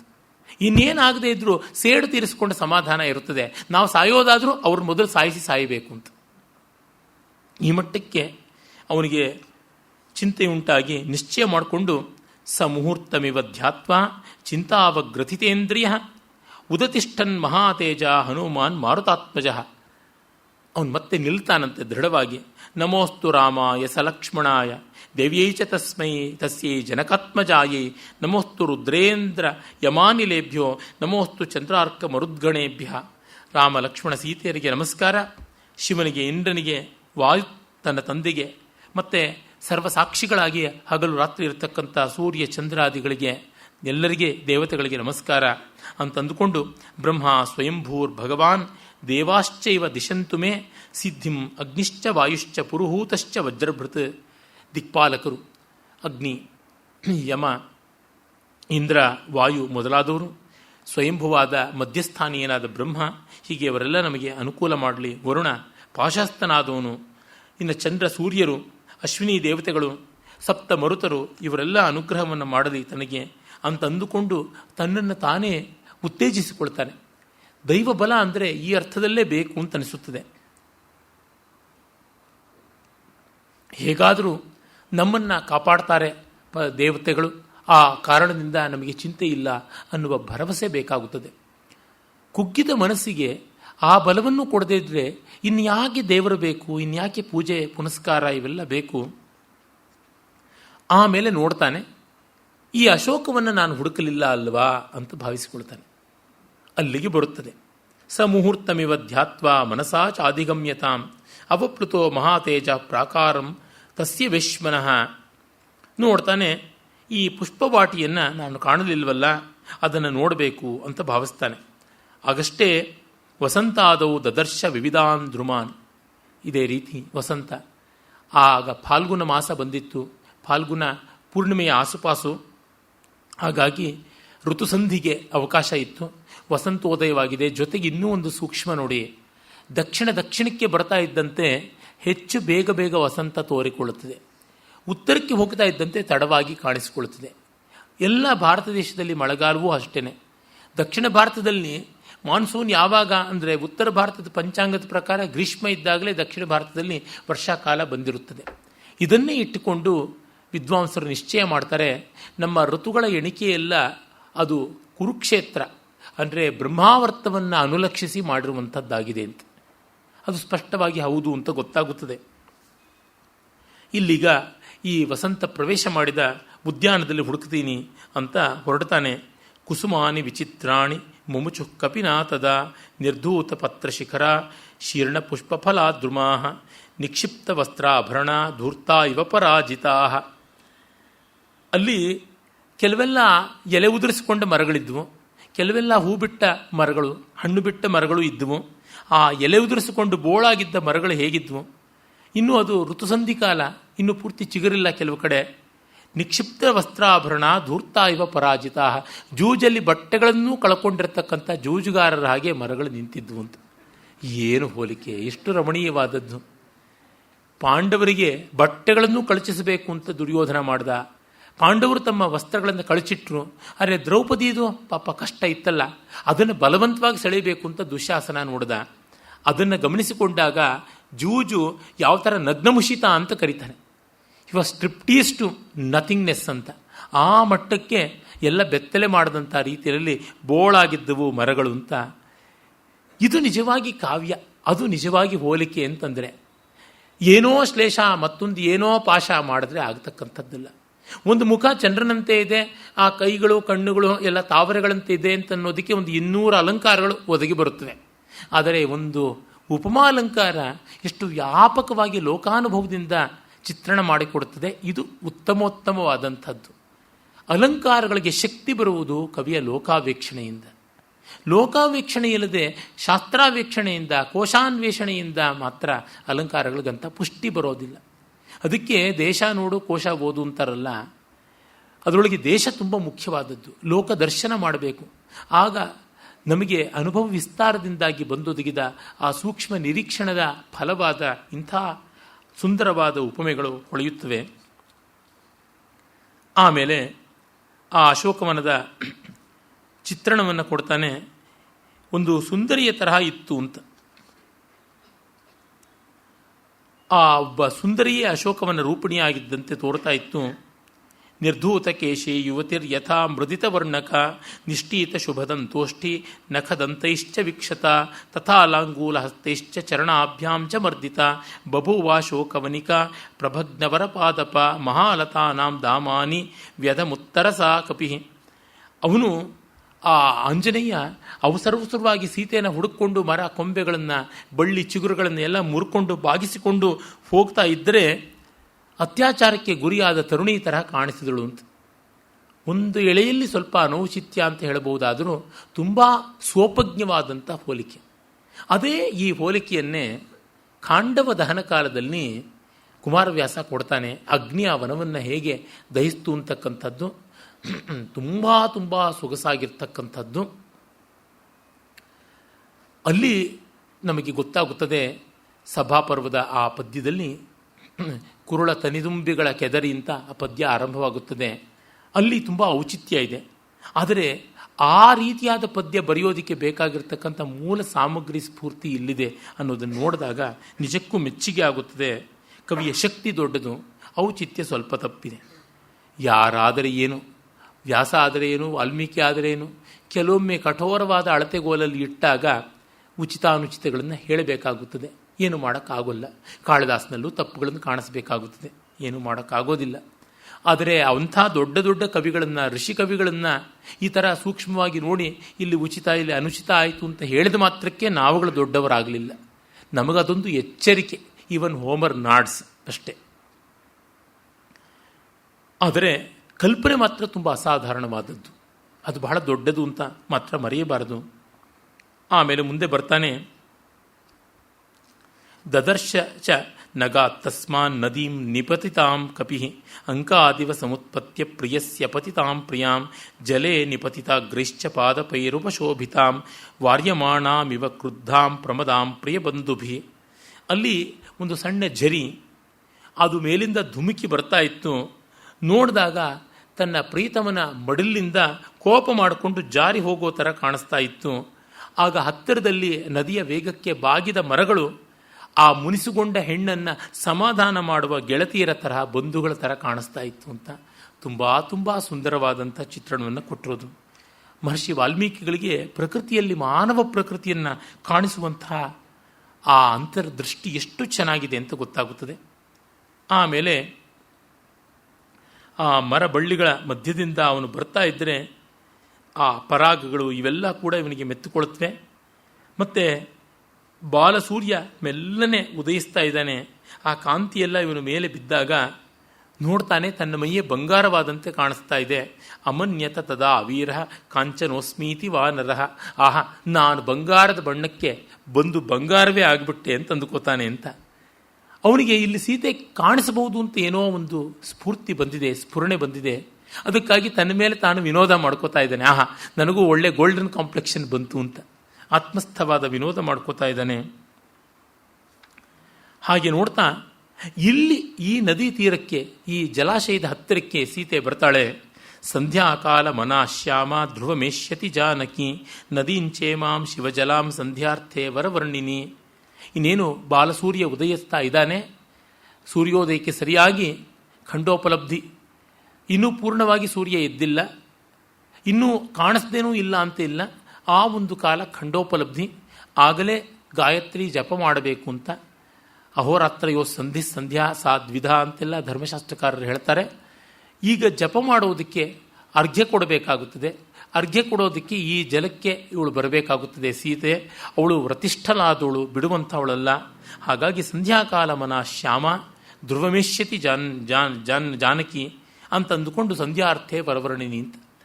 ಹೀಗೆ ಸ್ತ್ರೀಯರಿಗೆ ಸಂಧ್ಯಾವಂದನೆ ಇತ್ತು ಅನ್ನೋದನ್ನು ಹೇಳ್ತಾ ಇದ್ದಾನೆ. ವ್ಯಾಖ್ಯಾನಕಾರರು ಇಲ್ಲ ಅಮಂತ್ರಕವಾಗಿ ಮಾಡ್ತಾ ಇದ್ರು, ಸಮಂತ್ರಕವಾಗಿ ಮಾಡ್ತಾ ಇರಲಿಲ್ಲ ಅಂತ ಹೇಳ್ತಾರೆ. ಅವರ ಕಾಲಕ್ಕೆಲ್ಲ ಹೆಣ್ಣು ಮಕ್ಕಳಿಗೆ ವೇದಾಧ್ಯಯನ ಇಲ್ಲ ಅಂತ ಆಗಿತ್ತು. ಆದರೆ ಪ್ರಾಚೀನ ಕಾಲಕ್ಕೆ ನೋಡಿದಾಗ, ವೇದ ಯುಗದಲ್ಲಿ ಕಂಡಾಗ ಸ್ತ್ರೀಯರಿಗೆಲ್ಲ ವೇದಾಧಿಕಾರ ಇದ್ದದ್ದು ಸ್ಪಷ್ಟವಾಗಿ ಗೊತ್ತಾಗುತ್ತದೆ. ಒಟ್ಟಿನಲ್ಲಿ ಇದೊಂದು ರಾಮಾಯಣದಲ್ಲಿ ಸ್ತ್ರೀಯರಿಗೆ ವೇದಾಧಿಕಾರ, ಸಂಧ್ಯಾವಂದನೆ ಇತ್ತು ಅಂತ ಗೊತ್ತಾಗುವ ಶ್ಲೋಕವಾಗಿ ಉಳಿದಿದೆ. ಇಂಥ ಮತ್ತೊಂದು ಸನ್ನಿವೇಶ ನಾವು ಕಂಡಿದ್ವಿ. ಅಯೋಧ್ಯಾಕಾಂಡದಲ್ಲಿ ಕೌಸಲ್ಯೆ ಜುಹೋತಿ ಸ್ಮಾಗ್ನಿಹೋತ್ರೆ ಅಂತ ಬರುತ್ತದೆ. ಅಗ್ನಿಹೋತ್ರದಲ್ಲಿ ತಾನೇ ಆಹುತಿ ಕೊಡ್ತಾ ಇದ್ದಳು ಅಂತ. ಅದಕ್ಕೂ ವ್ಯಾಖ್ಯಾನಕಾರರು ಮಾಡಿಸ್ತಾ ಇದ್ದಳು ಹೋಮ ಅಂತ. ಆಗ ಪ್ರೇರಣಾರ್ಥಕ ಬರ್ತಾ ಇತ್ತು, ಪ್ರೇರಣಾರ್ಥಕ ಅಲ್ಲಿಲ್ಲ. ಹಾಗಾಗಿ ಅದು ಕೂಡ ನಮಗೆ ಒಂದು ಆಧಾರ. ಸ್ತ್ರೀಯರಿಗೆ ವೇದಾಧಿಕಾರ, ವೇದ ವಿಹಿತವಾದ ಕರ್ಮಾಧಿಕಾರ ಕೂಡ ಇತ್ತು ಅಂತ ಗೊತ್ತಾಗುತ್ತದೆ. ಮಧ್ಯಯುಗದಲ್ಲಿ ಇವೆಲ್ಲ ಬಿಟ್ಟು ಹೋಗ್ತಾ ಇದ್ದಂತೆ ಎಂದೂ ಇರಲೇ ಇರಲಿಲ್ಲ ಅಂತ ಸಾಧಿಸುವ ಜಿದ್ದು ಬಂತು ವ್ಯಾಖ್ಯಾನಕಾರರಿಗೆ. ಆಮೇಲೆ ಅಲ್ಲಿ ನೋಡ್ತಾನೆ, ಸೀತೆ ಕಾಣಿಸ್ತಾಳೆ. ನೋಡಿದಾಗ ಅವನಿಗೆ ತುಂಬ ತುಂಬ ಸಂತೋಷವಾಗುತ್ತದೆ. ಅವಳೇ ಇರಬೇಕು ಅಂತ ಅನಿಸುತ್ತದೆ. ಆದರೆ ನಿಶ್ಚಯ ಮಾಡಿಕೊಳ್ಬೇಕಲ್ಲ. ಅವನು ಕಾಣ್ತಾನೆ. ತಥೋ ಮಲಿನ ಸಂವೀತಾಂ ರಾಕ್ಷಸೀಭಿಸ್ಸಮಾವೃತಾಂ 15ನೇ ಸರ್ಗದ 19ನೇ ಪದ್ಯ.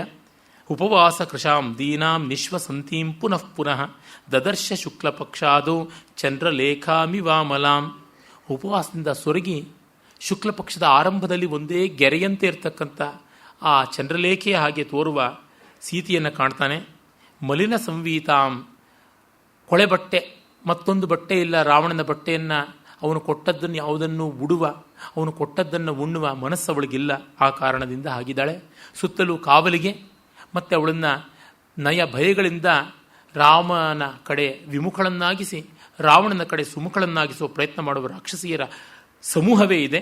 ಅದನ್ನು ಕಾಣ್ತಾನೆ. ಮಂದಂ ಪ್ರಖ್ಯಾಯಮಾನೇನ ರೂಪೇಣ ರುಚಿರಪ್ರಭಾಂ ಪಿನದ್ದಾಂ ಧೂಮಜಾಲೇನ ಶಿಖಾಮಿವ ವಿಭಾವಸೋಹೋ. ಅಗ್ನಿಜ್ವಾಲೆಯ ಸುತ್ತಲೂ ಹೊಗೆ ಕವಿದರೆ ಹೇಗೋ ಹಾಗಿತ್ತು ಅಂತ. ತುಂಬ ಚೆನ್ನಾಗಿದೆ. ಹೊಗೆ ತುಂಬ ಕವಿದರೆ ಜ್ವಾಲೆಯೇ ಆರಿ ಹೋಗುತ್ತದೆ. ಈ ರಾಕ್ಷಸಿಯರ ದೌರ್ಜನ್ಯ ಹೆಚ್ಚಾದರೆ ಸೀತೆಯ ಆಯುಷ್ಯ ಹೊರಟೋಗ್ಬಿಡುತ್ತದೆ. ಅದು ಪೀತೇ ನೈಕೇನ ಸಂವೀತಾನ್ ಕೃಷ್ಟೇನೋತ್ತಮ ವಾಸಸ ಸಪಂಕಾಂ ಅನಲಂಕಾರಾಂ ವಿಪದ್ಮಾಮಿವ ಪದ್ಮಿನೀಂ. ಅವಳು ಒಂದೇ ಮಲಿನವಾಗಿರ್ತಕ್ಕಂಥ ಆ ಪೀತಾಂಬರ ಹುಟ್ಟಿದ್ದಳು, ಮತ್ತು ಕಮಲವಿಲ್ಲದ ಕಮಲದ ಕೊಳದಂತೆ ಕಾಣಿಸ್ತಾ ಇದ್ದಳು ಅಂತ. ಕಮಲ ಸಂತೋಷ, ಅದಿಲ್ಲದ ಕಮಲಿನಿಯಂತೆ ತೋರ್ತಾ ಇದ್ದಳು, ಕಣ್ಣೀರಿಟ್ಟುಕೊಂಡಿದ್ದಳು. ರಾಕ್ಷಸಿಯರ ನಡುವೆ ಅವಳು ನಾಯಿಗಳ ಮಧ್ಯದಲ್ಲಿರ್ತಕ್ಕಂಥ ಜಿಂಕೆ ಎಂಬಂತೆ ಇದ್ದಳು. ಸ್ವಗಣೇನ ಮೃಗೀಂ ಹೀನಾಂ ಶ್ವಗಣ ಅಭಿವೃತಾಮಿವ. ಸ್ವಗಣ ತನ್ನ ಗುಂಪಿಂದ ಬೇರೆಯಾಗಿ ಶ್ವಗಣ ನಾಯಿಗಳ ಗುಂಪಲ್ಲಿ ಇದ್ದಂತೆ ತೋರ್ತಾ ಇದ್ದಳು. ಆಗ ಅವನು ಅಂದುಕೋತಾನೆ, ಹೌದು ಇವಳೇ ಸೀತೆ ಇರಬೇಕು ಅಂತ. ಯಾಕೆಂದರೆ ರಾವಣ ಆಕಾಶದಲ್ಲಿ ಎಳ್ಕೊಂಡು ಹೋಗುವಾಗ ಇವಳನ್ನು ಹೊತ್ತುಕೊಂಡು ದೂರದಿಂದ ಕಂಡಿದ್ದೆ. ತರ್ಕಯಾಮಾಸ ಸೀತೇತಿ ಕಾರಣೈರುಪಪಾದಿಭಿ ಹ್ರಿಯಮಾಣಾ ತದಾ ತೇನ ರಕ್ಷಸ ಕಾಮರೂಪಿಣ ಯಥಾರೂಪ ಹಿ ದೃಷ್ಟಾ ವೈ ತಥಾರೂಪೇಯ ಮಂಗನ. ಆ ಹಳೆಯ ಒಂದು ಕ್ಷಣ ಮಿಂಚಿ ಮಾಯವಾದ ನೆನಪನ್ನು ಮತ್ತೆ ಮಾಡಿಕೊಳ್ತಾನೆ. ನೋಡಿ ಎಷ್ಟು ತರ್ಕಸಂಗತವಾಗಿ ಕವಿಗಳು ಬರಿತಾ ಇದ್ದಾರೆ ಅಂತ. ಶೋಕಜಾಲೇನ ಮಹತಾ ವಿತತೇನ ನ ರಾಜತೀಂ ಸಂಸಕ್ತಾಂ ಧೂಮಜಾಲೇನ ಶಿಖಾಮಿವ ವಿಭಾವಸೋಹ ತಾಂ ಸ್ಮೃತಿಮಿವ ಸಂದಿಗ್ಧಾಂ ವೃದ್ಧಿಂ ನಿಪತಿತಾಮಿವ ವಿಹತಾಮಿವ ಚ ಶ್ರದ್ಧಾಂ ಆಶಾಂ ಪ್ರತಿಹತಾಮಿವ ಸ್ವೋಪಸರ್ಗಾಂ ಯಥಾ ಸಿದ್ಧಿಂ ಬುದ್ಧಿಂ ಸಕಲುಷಾಮಿವ ಅಭೂತೇನಾಪವಾದೇನ ಕೀರ್ತಿಂ ನಿಪತಿತಾಮಿವ. ಎಷ್ಟು ಬಗೆಯ ಹೋಲಿಕೆಗಳು. ಮುಂದೆ ಕೃಚ್ಛ್ರಗತ ಸೀತೋಪಮಾಹ ಅಂತಲೇ ಒಂದು ಸರ್ಗ ಇದೆ. ಅವಳು ಸಂದಿಗ್ಧವಾದ ಧರ್ಮಶಾಸ್ತ್ರದ ವಾಕ್ಯದಂತೆ ಇದ್ದಳು ಅಂತ. ಅಚ್ಛಿನ್ನ ಪದ ಗಾಯತ್ರಿ ಬ್ರಹ್ಮಹತ್ಯಾಂ ಪ್ರಯಚ್ಛತಿ, ವಿಚ್ಛಿನ್ನ ಪದ ಗಾಯತ್ರಿ ಬ್ರಹ್ಮಹತ್ಯಾಂ ಪ್ರಯಚ್ಛತಿ ಅಂತ ಎರಡೂ ಥರ ಇದ್ದರೆ ಹೇಗೆ ಸಂದಿಗ್ಧ ಆಗೋದಿಲ್ವೇ? ಯಜುರ್ವೇದದ ಮೊದಲ ಕಾಂಡದ ಮೊದಲ ಪೃಷ್ಠದಲ್ಲಿಯೇ ಬರುತ್ತದೆ ಒಂದು ಮಂತ್ರ. ಆ ಮಂತ್ರದ ಚರ್ಚೆ ಮೀಮಾಂಸಾಶಾಸ್ತ್ರದಲ್ಲಿ ವಿಶೇಷವಾಗಿದೆ, ಧರ್ಮಶಾಸ್ತ್ರದಲ್ಲಿಯೂ ಬರುತ್ತದೆ. ಅದಂದರೆ ಔದುಂಬರ ವೃಕ್ಷವನ್ನು ವಸ್ತ್ರದಿಂದ ಸುತ್ತದ ಮೇಲೆ ಆ ವೃಕ್ಷವನ್ನು ಮುಟ್ಟಬೇಕು ಅಂತ. ವಸ್ತ್ರದಿಂದ ಸುತ್ತೋದಕ್ಕೂ ಒಂದು ಮಂತ್ರ ಇದೆ, ಮುಟ್ಟೋದಕ್ಕೂ ಒಂದು ಮಂತ್ರ ಇದೆ. ಮರವನ್ನೇ ಬಟ್ಟೆಯಿಂದ ಸುತ್ತದ ಮೇಲೆ ನೇರವಾಗಿ ಮರವನ್ನು ಮುಟ್ಟೋದು ಹೇಗೆ? ಹಾಗೆ ಅಂತಂದರೆ ಬಟ್ಟೆನ ಸ್ವಲ್ಪ ಸರಿಸಿಬಿಟ್ಟು ಮುಟ್ಟಬೇಕೆ? ಅದಕ್ಕೊಂದು ಮಂತ್ರ ಇರಬೇಕಾಗಿತ್ತು, ಅದು ಇಲ್ಲ. ಹಾಗೆಂತ ಆ ಬಟ್ಟೆನೇ ಸ್ವಲ್ಪ ದೂರವಾಗಿ ವಿರಳಾಗಿ ಕಟ್ಟಿದ್ರೆ ಈ ಕಾಲದವ್ರು ಹೂ ಕಟ್ತಾರಲ್ಲ ಆ ಥರ ಆವಾಗ ಮರದ ಬೊಡ್ಡೆಗೂ ಮುಟ್ಟೋದಕ್ಕೆ ಸಾಧ್ಯವಾಗುತ್ತದೆ. ಹಾಗೆ ವಿರಳವಾಗಿ ಸುತ್ತಬೇಕು ಅಂತಲೂ ಇಲ್ವಲ್ಲ, ಅದು ಬೇಡ. ಟೈಟಾಗಿ ಬಟ್ಟೆ ಸುತ್ತಿದ್ದೇ ಹೌದು, ಆಮೇಲೆ ಬಿಚ್ಚಿಬಿಟ್ಟು ಮತ್ತೆ ಮುಟ್ಟಿದ್ರು ಅಂತಂದರೆ ಹಾಗೂ ಒಂದು ಮಂತ್ರ ಇಲ್ವಲ್ಲ. ಅಪವೀತ ಸಂವೀತ ಎರಡಕ್ಕೂ ಮಂತ್ರ ಬೇಕಲ್ಲ, ಪುನಃ ಸಂವೀತ ಅದೂ ಇಲ್ಲ. ಆಗ ಏನು ಅಂತಂದರೆ ಬಟ್ಟೆ ಸುತ್ತಬಿಟ್ಟು ಮರ ಮುಟ್ಟಬೇಕು ಅಂತ ಅಷ್ಟೇ ಅರ್ಥ, ಮರವನ್ನು ನೇರವಾಗಿ ಮುಟ್ಟಬೇಕು ಅಂತಲ್ಲ. ಈ ಥರ ಬಿಚ್ಚಬೇಕು, ದೂರ ಕಟ್ಟಬೇಕು, ಆ ಥರ ಮಂತ್ರಗಳು ಇರುವಂಥ ವೇದಭಾಗ ನಮಗೆ ಸಿಕ್ಕಿದ್ರೆ ಆಗ ಹಾಗೆ ಮಾಡೋಣ, ಅಲ್ಲಿವರೆಗೂ ತೆಪ್ಪಿಗೆ ಹೀಗೆ ಮಾಡೋಣ ಅಂತ ಅರ್ಥ ಅಂತ ಹೀಗೆಲ್ಲ ಚರ್ಚೆ ಮಾಡ್ತಾರೆ. ಒಟ್ಟಲ್ಲಿ ಕೆಲಸಕ್ಕೆ ಬಾರದೇ ಇದ್ದಾಗ ಏನೂ ಸಮಯ ಇರುತ್ತದೆ, ಅದಕ್ಕೆಲ್ಲ ಸಾಧ್ಯವಾಗುತ್ತದೆ. ಇಲ್ಲಿ ಆ ಥರದ ಸಂದಿಗ್ಧ ವಾಕ್ಯಗಳು ಬೇಕಾದಷ್ಟಿವೆ, ಎಷ್ಟೂ ಇಷ್ಟು ಅಂತಲ್ಲ. ಯಾತಕ್ಕೆ ಇದನ್ನು ಹೇಳ್ತಾ ಇದ್ದೀನಿ ಅಂದರೆ ನನಗೆ ಪ್ರಾಯಶಃ ಈಗ ಸ್ವಲ್ಪ ಕಡಿಮೆ ಆಗಿವೆ, ಹಸಿಯಾಗಿ ನಾನು ಹೇಳೋಕ್ಕೆ ಶುರು ಮಾಡಿದ್ದೀನಿ ಅಂತ. ಮುಂಚೆ ಇಷ್ಟು ನೇರ ಖುಲ್ಲಾಂ ಹೇಳದೆ ತಾಳ್ಮೆ ತೋರಿಸ್ತಾ ಇದ್ದೆ. ಆಗಂತೂ ವಾರಕ್ಕೊಂದು 4-5 ಎನ್ಕ್ವೈರಿನಾದರೂ ಇರ್ತಾ ಇತ್ತು. ಇದಕ್ಕೆ ಅದು ಮಾಡಬೇಕಾ, ಅದಕ್ಕೆ ಇದು ಮಾಡಬೇಕಾ, ನಮ್ಮನೇಲಿ ಅವ್ರು ಸತ್ತೋದ್ರು, ನಮ್ಮ ಮನೇಲಿ ಇವರು ಹುಟ್ಟಿದ್ರು, ಇವರು ಬೇರೆ ಜಾತಿ ಮದುವೆ ಮಾಡ್ಕೋಬೇಕು ಅಂತಿದ್ದಾರೆ, ಇವರು ಮದುವೆ ಮಾಡ್ಕೊಂಡು ಬಿಡಬೇಕು ಅಂತಿದ್ದಾನೆ, ಇದಕ್ಕೆ ಧರ್ಮಶಾಸ್ತ್ರದಲ್ಲೇನು, ಅದಕ್ಕೆ ಧರ್ಮಶಾಸ್ತ್ರದಲ್ಲೇನು ಅಂತ ತಾಳ್ಮೆಯಿಂದ ಉತ್ತರ ಕೊಡ್ತಾ ಇದ್ದೆ. ಕೊಟ್ಟರೆ ಬಗೆಹರಿಯೋದಲ್ಲ ಅಂತ. ಒಮ್ಮೆ ನನ್ನ ಆತ್ಮೀಯರಾದಂಥ ಸ್ನೇಹಿತರೆ ಫೋನ್ ಮಾಡಿ ಒಳ್ಳೆಯ ದೃಷ್ಟಿಯಿಂದಲೇ ಪಾಪ ಕೇಳ್ತಾರೆ. ನನ್ನ ಸ್ನೇಹಿತರ ತಂದೆ ತೀರ್ಹೋದ್ರು, ಅದಕ್ಕಾಗಿ ಶವದರ್ಶನ ಮಾಡಿದ್ದಾಯಿತು, ಈಗ ನಾನು ಯಜ್ಞೋಪವೀತವನ್ನು ಬದಲಾಯಿಸಬೇಕು, ಸೂರ್ಯಾಸ್ತ ಆಗ್ಬಿಟ್ಟಿದೆಯಲ್ಲ, ಏನು ಮಾಡೋದು ಅಂತಂದರು. ಉಪವಾಸ ಮಾಡಬೇಕು ಅಂತ ಧರ್ಮಶಾಸ್ತ್ರದಲ್ಲಿದೆ. ಯಜ್ಞೋಪವೀತ ನೂತನ ಧಾರಣ ಮಾಡೋಕ್ಕಾಗದೇ ಇದ್ದಾಗ ಉಪವಾಸ ಮಾಡಬೇಕು ಅಂತಿದೆ. ಅಯ್ಯೋ ಹಸಿಕೊಂಡಿರೋದು ಹೇಗೆ ಅಂತ. ದಿನ ನೀವು ಅಮಾವಾಸ್ಯೆ ಮಂಗಳವಾರ ಶುಕ್ರವಾರ ಅಂತ ನೋಡದೆ ಶೇವ್ ಮಾಡ್ಕೊಳ್ಳೋರು ಯಜ್ಞೋಪವೀತ ಯಾವಾಗ ಹಾಕ್ಕೋಬೋದು ಅಂತ ಕೇಳ್ತಿರಲ್ಲಪ್ಪ. ಹಾಕ್ಕೊಳ್ಳೋಂಥ ರೈಟ್ಸ್ ನಿಮಗೆ ಎಲ್ಲಿದೆ ಅಂತ ನಾನು ಕೇಳ್ತಾ ಇದ್ದೀನಿ. ದಿನ ನೀವೇ ಶೇವ್ ಮಾಡ್ಕೊಂಡು ನಿಮಗೆ ಯಾವಾಗಲೂ ಕ್ಷೌರಿಕತ್ವ ಬಂತು, ಬ್ರಾಹ್ಮಣ್ಯ ಪಾತಿಥ್ಯ ಆಗೋಗ್ಬಿಟ್ಟಿದೆ. ನಿಮ್ಗೆ ಹೇಗೆ ಜನವಾರ ಹಾಕ್ಕೊಳ್ಳೋ ಅರ್ಹತೆ ಬರ್ತಾ ಇದೆ? ಮೊದಲು ನೀವು ಹಾಕ್ಕೊಂಡಿದ್ದೆ ತಪ್ಪು, ಇಷ್ಟು ವರ್ಷ ಹಾಕ್ಕೊಂಡಿದ್ದೆ ಮಹಾಪಾತಕವಾಯಿತು ಅಂತ ಕೇಸ್ ಹಾಕಬೇಕಾಗಿದೆ ಅಂತಂದೆ. ಅಲ್ಲಿಗೆ ಮುಗೀತು. ಅಂದರೆ ನಮ್ಮ ಧರ್ಮಶಾಸ್ತ್ರಗಳ ಪ್ರಶ್ನೆಗಳು ಪಾಪ ಕೇಳ್ತಾರೆ, ಒಳ್ಳೆ ಮನಸ್ಸಿಂದ ಕೇಳ್ತಾರೆ. ಅವರಿಗೆ ಅವರವ್ರಿಗೆ ಬೇಕಾಗಿರೋ ಉತ್ತರ ಬೇಕು. ಏನೋ ಪರವಾಗಿಲ್ಲ ನೋಡಿ, ಈಗ ಯಜ್ಞೋಪಿತ ಬದಲಾಯಿಸ್ಕೊಳ್ಳಿ, ಒಂದು ಅಧಿಕಾರಿಗೆ ಕೊಡಿ, ಒಂದು ಪ್ರದಕ್ಷಿಣೆ ಮಾಡಿಬಿಡಿ, ಒಂದು ತುತ್ತು ಕಡಿಮೆ ಊಟ ಮಾಡಿ, ಅಥವಾ ತುತ್ತು ತಿನ್ನೋದಕ್ಕಿಂತ ಮುಂಚೆ ರಾಮಕೃಷ್ಣ ಗೋವಿಂದ ಅಂತ ಹೇಳಿಬಿಡಿ ಅಂತಂದರೆ ಸಾಕು. ಅಂದರೆ all people to the extent 99% ಏನೋ ಸಂದಿಗ್ಧತೆ ಬಂದರೆ ಪರಿಹಾರ ಹೇಗಿರಬೇಕು ಅಂದರೆ ನಮಗೆ ಕಷ್ಟವಾಗ್ಬೋದು, ನಷ್ಟ ಮೊದಲೇ ಆಗಬಾರ್ದು. ಆ ರೀತಿಯ ಶಾಸ್ತ್ರದ ಒಂದು ಪರಿಹಾರ ಬೇಕು, ಸೂಕ್ಷ್ಮದಲ್ಲಿ ಮೋಕ್ಷ ಬೇಕು, ಅಥವಾ ನಾವು ಇಷ್ಟಪಟ್ಟಂಥ ರೀತಿಯಲ್ಲಿ ಆಗಬೇಕು ಅಂತ. ಅವ್ರು ಯಾವತ್ತೋ ಒಂದು ದಿವಸ ಛತ್ರ ಬುಕ್ ಮಾಡ್ಕೊಂಡು ಬಂದಿರ್ತಾರೆ, ಅದು ಭಾನುವಾರವೇ ಆಗಬೇಕು, ರಜಾ ದಿವಸವೇ ಆಗಬೇಕು, ಯಾರಿಗೂ ತೊಂದರೆ ಆಗಬಾರ್ದು. ಅವತ್ತು ನೋಡಿದ್ರೆ ಅಮಾವಾಸ್ಯೆ ಅಷ್ಟಮಿ ಸಾಧ್ಯ, ಅಮಾವಾಸ್ಯೆ ಮಂಗಳವಾರ ಒಟ್ಟಿಗೆ ಬಂದಿರುತ್ತೆ. ಅವತ್ತು ಮುಹೂರ್ತ ಸರಿಯಾಗಿದೆ, ಮದುವೆಗೆ ಮುಂಜಿಗೆ ಎಲ್ಲದಕ್ಕೂ ಪರವಾಗಿಲ್ಲ, ವಿಜಯದಶಮಿಯಷ್ಟು ಪ್ರಶಸ್ತವಾದ ದಿವಸ ಅನ್ನುವಂತೆ ಹೇಳಿಬಿಟ್ರೆ ಸಾಕು. ಯಾರಾದ್ರು ಕೇಳಿದ್ರೆ ಅವ್ರು ಹೇಳಿಬಿಟ್ಟಿದ್ದಾರೆ ನೋಡಿ ಅಂತ. ಮೊನ್ನೇನೂ ಕೂಡ ಪಾಪ ನನ್ನ ಸ್ನೇಹಿತ ಒಬ್ಬ ಹೇಳ್ತಿದ್ದಾನೆ, ನಿಮ್ಮನ್ನು ಇಟ್ಟಿದ್ದೀನಿ ಬ್ರಹ್ಮದಂಡವಾಗಿ, ಅದಕ್ಕೆ ಏನು ಮಾಡಿದ್ರು ಪರವಾಗಿಲ್ಲ, ಮದುವೆ ಮುಹೂರ್ತ ನಿಶ್ಚಯ ಮಾಡ್ಕೊಂಡು ಬಂದಿರೋದಾಗಿದೆ ಅಂತ. ಚಿಂತೆ ಇಲ್ಲಪ್ಪ, ಹೇಳೋಣ, ಯಾರಾದರೂ ಪ್ರತ್ಯಾಖ್ಯಾನ ಮಾಡಿದ್ರೆ ನಿನ್ನ ಮುಹೂರ್ತ ಸಮರ್ಥಿಸೋಲ್ಲ, ಅವರಲ್ಲಿರೋ ತಪ್ಪುಗಳನ್ನು ಎತ್ತಿ ಹೇಳ್ತೀನಿ ಅಂತಂದೆ. ನೀವು ಕೇಳ್ತಾ ಇದ್ದೀರಲ್ಲ, ನಿಮ್ಮ ಕೈನಲ್ಲಿ ರಿಸ್ಟ್ ವಾಚ್ ಕಟ್ಟಿದ್ದೀರಾ ಅಲ್ವೋ, ಅದಕ್ಕೆ ಸ್ಟೈನ್ಲೆಸ್ ಸ್ಟೀಲ್ದೆ ತಾನೇ ಸ್ಟ್ರ್ಯಾಪ್ ಹಾಕಿರೋದು. ಸ್ಟೈನ್ಲೆಸ್ ಸ್ಟೀಲ್ ಯಾವುದು? It is alloy chromium and iron. Iron ಅಂದರೆ ಕಬ್ಬಿಣ ಅಂತಾಯಿತು. ಕಬ್ಬಿಣ ಧರಿಸಿದ್ದಾನೆಂದರೆ ಚಂಡಾಲತ್ವ ಬಂತು. ನಿಮಗೆ ಕೇಳೋದಕ್ಕೆ ರೈಟ್ಸ್ ಎಲ್ಲಿಂದ ಬಂತು, ಹೋಗಿ ಆ ಕಡೆಗೆ. ಹೀಗೆ ಈ ತರಹ ಆಕ್ಷೇಪ ಮಾಡಿ ನಿಮ್ಮ ಪಕ್ಷ ಸಮರ್ಥನೆ ಮಾಡೋಕ್ಕೆ ಬದಲಾಗಿ ಪರಪಕ್ಷದಲ್ಲಿ ಹುಡುಕ್ತಕ್ಕಂಥ ವಿತಂಡವಾದ.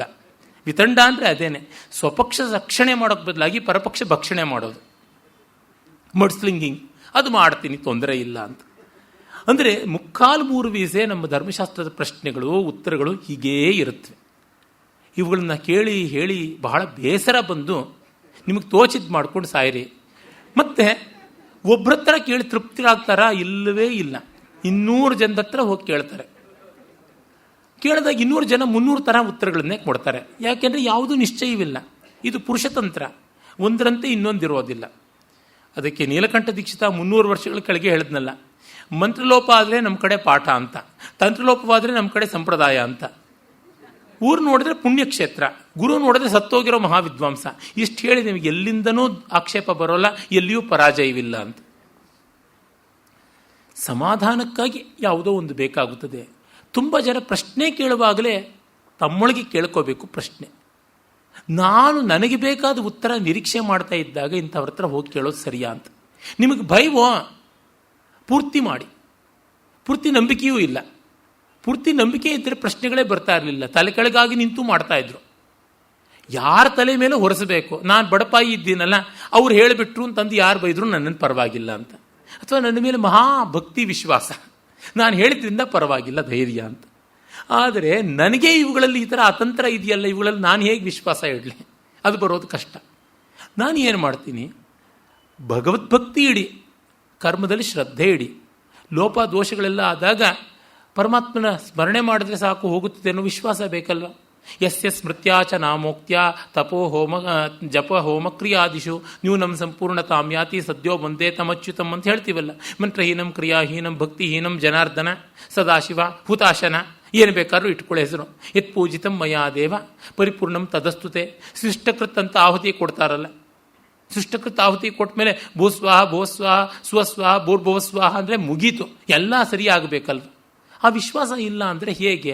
ಶ್ರದ್ಧೆ ಇಲ್ಲದೆ ಕರ್ಮ ಮಾಡುವುದಾದರೂ ಹೇಗೆ ಅಂತ.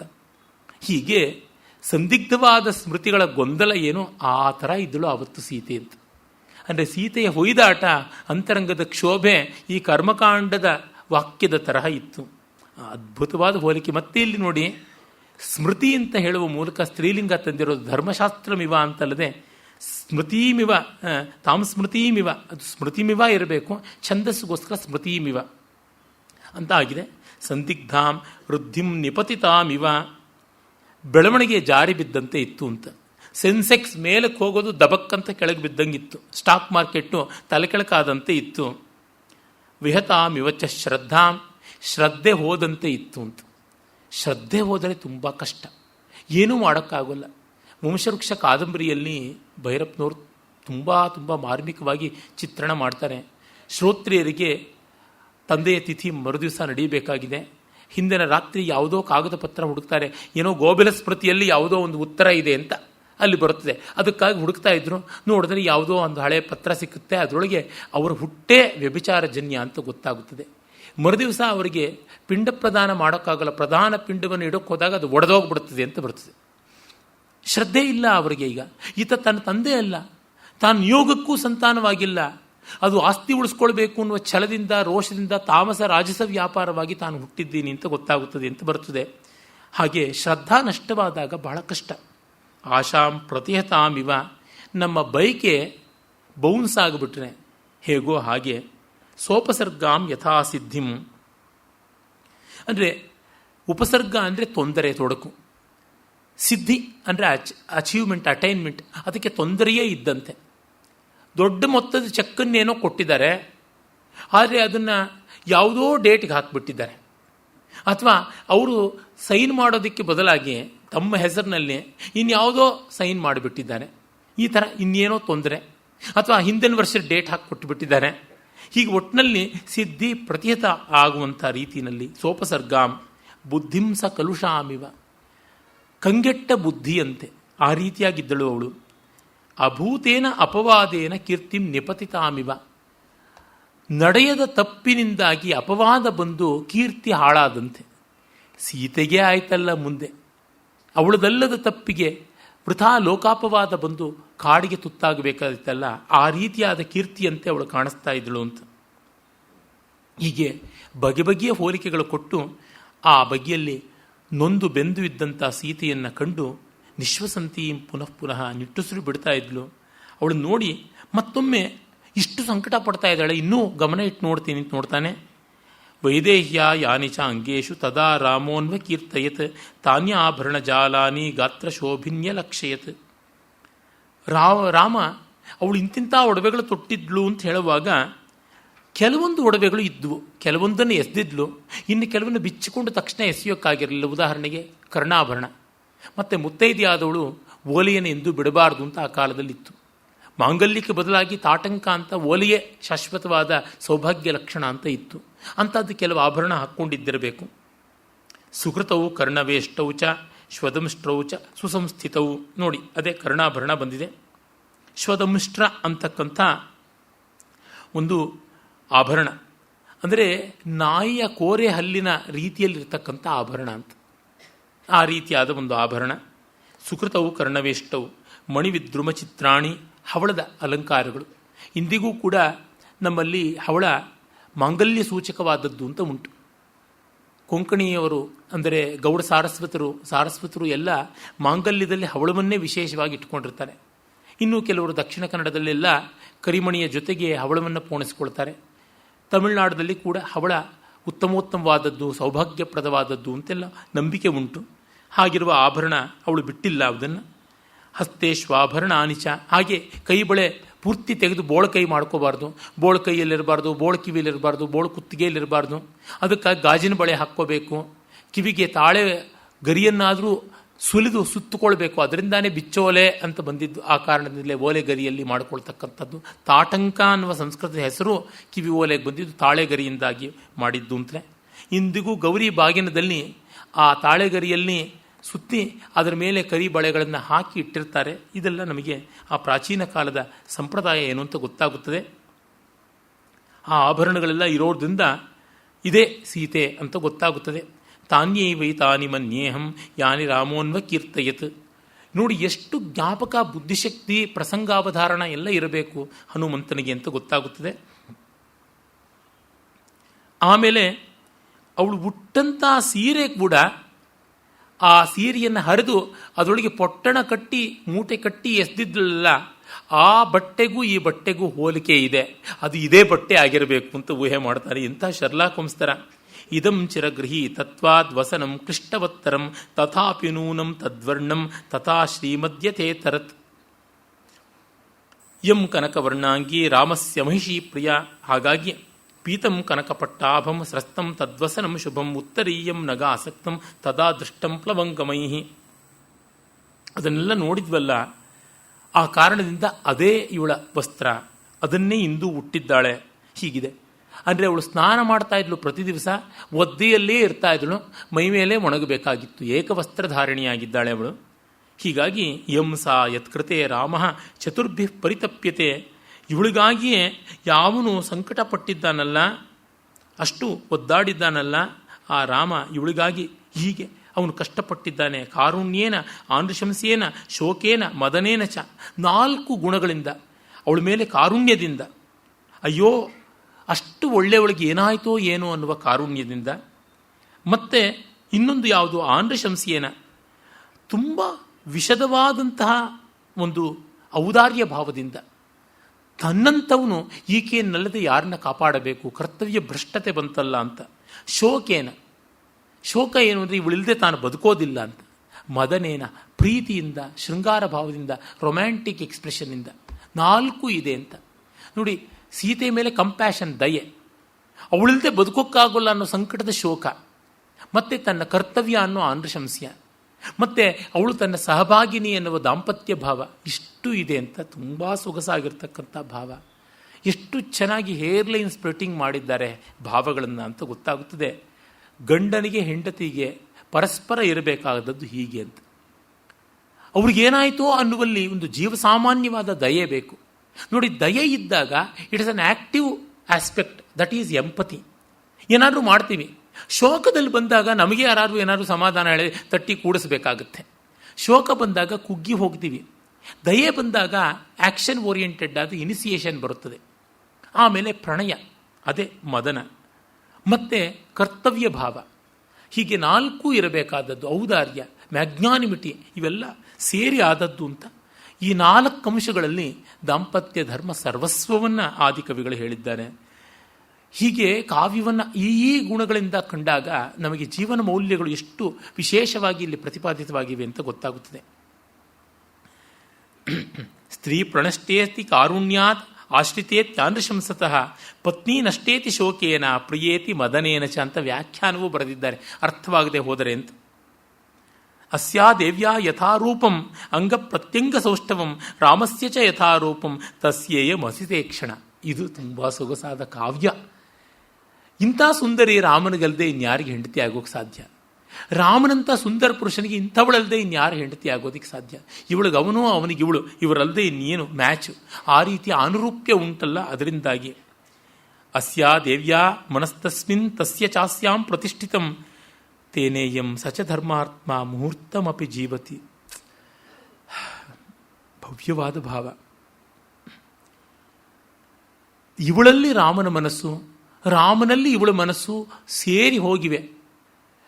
ಪರಸ್ಪರ ಒಬ್ಬರಿಗೊಬ್ಬರು ಹೃದಯವನ್ನು ತೆತ್ತುಕೊಂಡಿದ್ದರಿಂದ ಅವನು ಬದುಕಿದ್ದಾನೆ ಅಂತ ಇವಳಿಗನ್ಸಿದೆ, ಇವಳು ಬದುಕಿದ್ದಾನೆ ಅಂತ ಅವನಿಗನ್ಸಿದೆ, ಅದರಿಂದ ಬದುಕಿದ್ದಾರೆ ಅಂತ. ಈ ಥರ ಪದ್ಯವನ್ನು ಕಾಳಿದಾಸನು ಬರೆದಿಲ್ಲ. ಬರೆಯೋಕ್ಕಾಗೋಲ್ಲ. ಆದಿಕವಿ ಬರೆದ ಮೇಲೆ ಇನ್ನೇನಿದೆ ಅಂದರೆ, ರಾಮ ಬದುಕಿದ್ದಾನೆ ಅಂದರೆ ಅರ್ಥ ಅವನ ಅಂತರಂಗದಲ್ಲಿ ಗೊತ್ತಾಗಿದೆ. ತನ್ನ ಹೃದಯ ಎಲ್ಲೋ ಬದುಕಿದೆ, ಅದಕ್ಕಾಗಿ ತಾನಿದ್ದೀನಿ, ಅದು ಸೀತೆಯಲ್ಲೇ ಬದುಕಿರೋದು ಅಂತ. ಈ ಮಟ್ಟಕ್ಕೆ ಅನ್ಯೋನ್ಯ ಭಾವ ಇತ್ತು ಅನ್ನೋದನ್ನು ಒಬ್ಬ ಬ್ರಹ್ಮಚಾರಿ ಕವಿಗೆ ಅರ್ಥವಾಯಿತು ಅಂದರೆ ಅವರ ಪ್ರೀತಿ ಯಾವ ಮಟ್ಟದ್ದು ದೊಡ್ಡದು ಅಂತ. ಇಂದು ಜಗತ್ತಿಗೆ ಬಂದ ದೊಡ್ಡ ಪರೀಕ್ಷೆಯೇ ಇದಾಗಿದೆಯಲ್ಲ.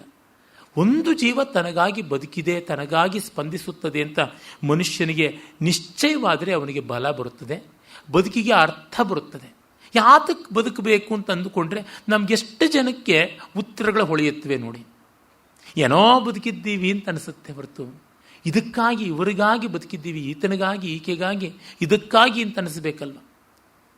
ಇಂದು ದಾರಿಯಲ್ಲಿ ಬರ್ತಾ ನನ್ನ ಗೆಳೆಯರಿಗೆ ಹೇಳ್ತಾ ಇದ್ದೆ, ಒಟ್ಟು ಸೇರಿ ಏನೋ ಒಂದು ವಿಶೇಷವಾದದ್ದು ಲೋಕದ ಪಾಲಿಗೆ ಹುಚ್ಚು ಬೆಪ್ಪು ಶಿವಲೀಲೆ ಯೂಸ್ಲೆಸ್ ನಾನ್ಸೆನ್ಸ್ ಅಂತ ಅನಿಸಿದ್ರು, ನಮ್ಮಿಬ್ಬರ ಪಾಲಿಗೆ ಪರಮಾರ್ಥ ಅನ್ನಿಸ್ತಕ್ಕಂಥದ್ದು ಏನಾದರೂ ಇದ್ದರೆ ಮದುವೆಗೆ ಒಂದು ಅರ್ಥ ಉಂಟು.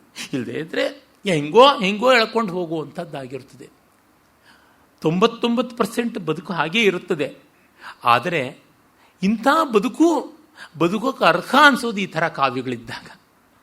ಎಲ್ಲರಿಗೂ ಸೀತಾರಾಮರಂತೆ ಅನುರೂಪ್ಯದ ದಾಂಪತ್ಯ ಸಿದ್ಧಿ ಆಗೋಲ್ಲ. ಹಾಗೆ ಸಿದ್ಧಿ ಆದವ್ರಿಗೂ ರಾಮ ಸೀತೆಯರಿಗೂ ಅದು ಉಳಿಲಿಲ್ಲ ತುಂಬ ಕಾಲ. ಅಂದರೆ ಇಂಥ ಕಾವ್ಯವನ್ನಾದರೂ ಕಂಡು ಬದುಕಬಹುದಲ್ಲ ಅಂತ ಅನಿಸುತ್ತಲ್ಲ, ಇದು ತುಂಬ ತುಂಬ ದೊಡ್ಡದಾದದ್ದು. ಇದಕ್ಕಾಗಿ ಬದುಕಬೇಕು ಅಂತ ಅನ್ನಿಸುವಂತೆ ಮಾಡುತ್ತಲ್ಲ, ದೊಡ್ಡತನ ತೋರಿಸುತ್ತಲ್ಲ, ಬಹಳ ಬಹಳ ವಿಶಿಷ್ಟವಾದಂಥದ್ದು. ದುಷ್ಕರಂ ಕೃತವಾನ್ ರಾಮೋ ಹೀನೋ ಯದನಯ ಪ್ರಭು ಧಾರಯತ್ಯಾತ್ಮನೋ ದೇಹಂ ನಶೋಕೇನಾವಸೀದತಿ.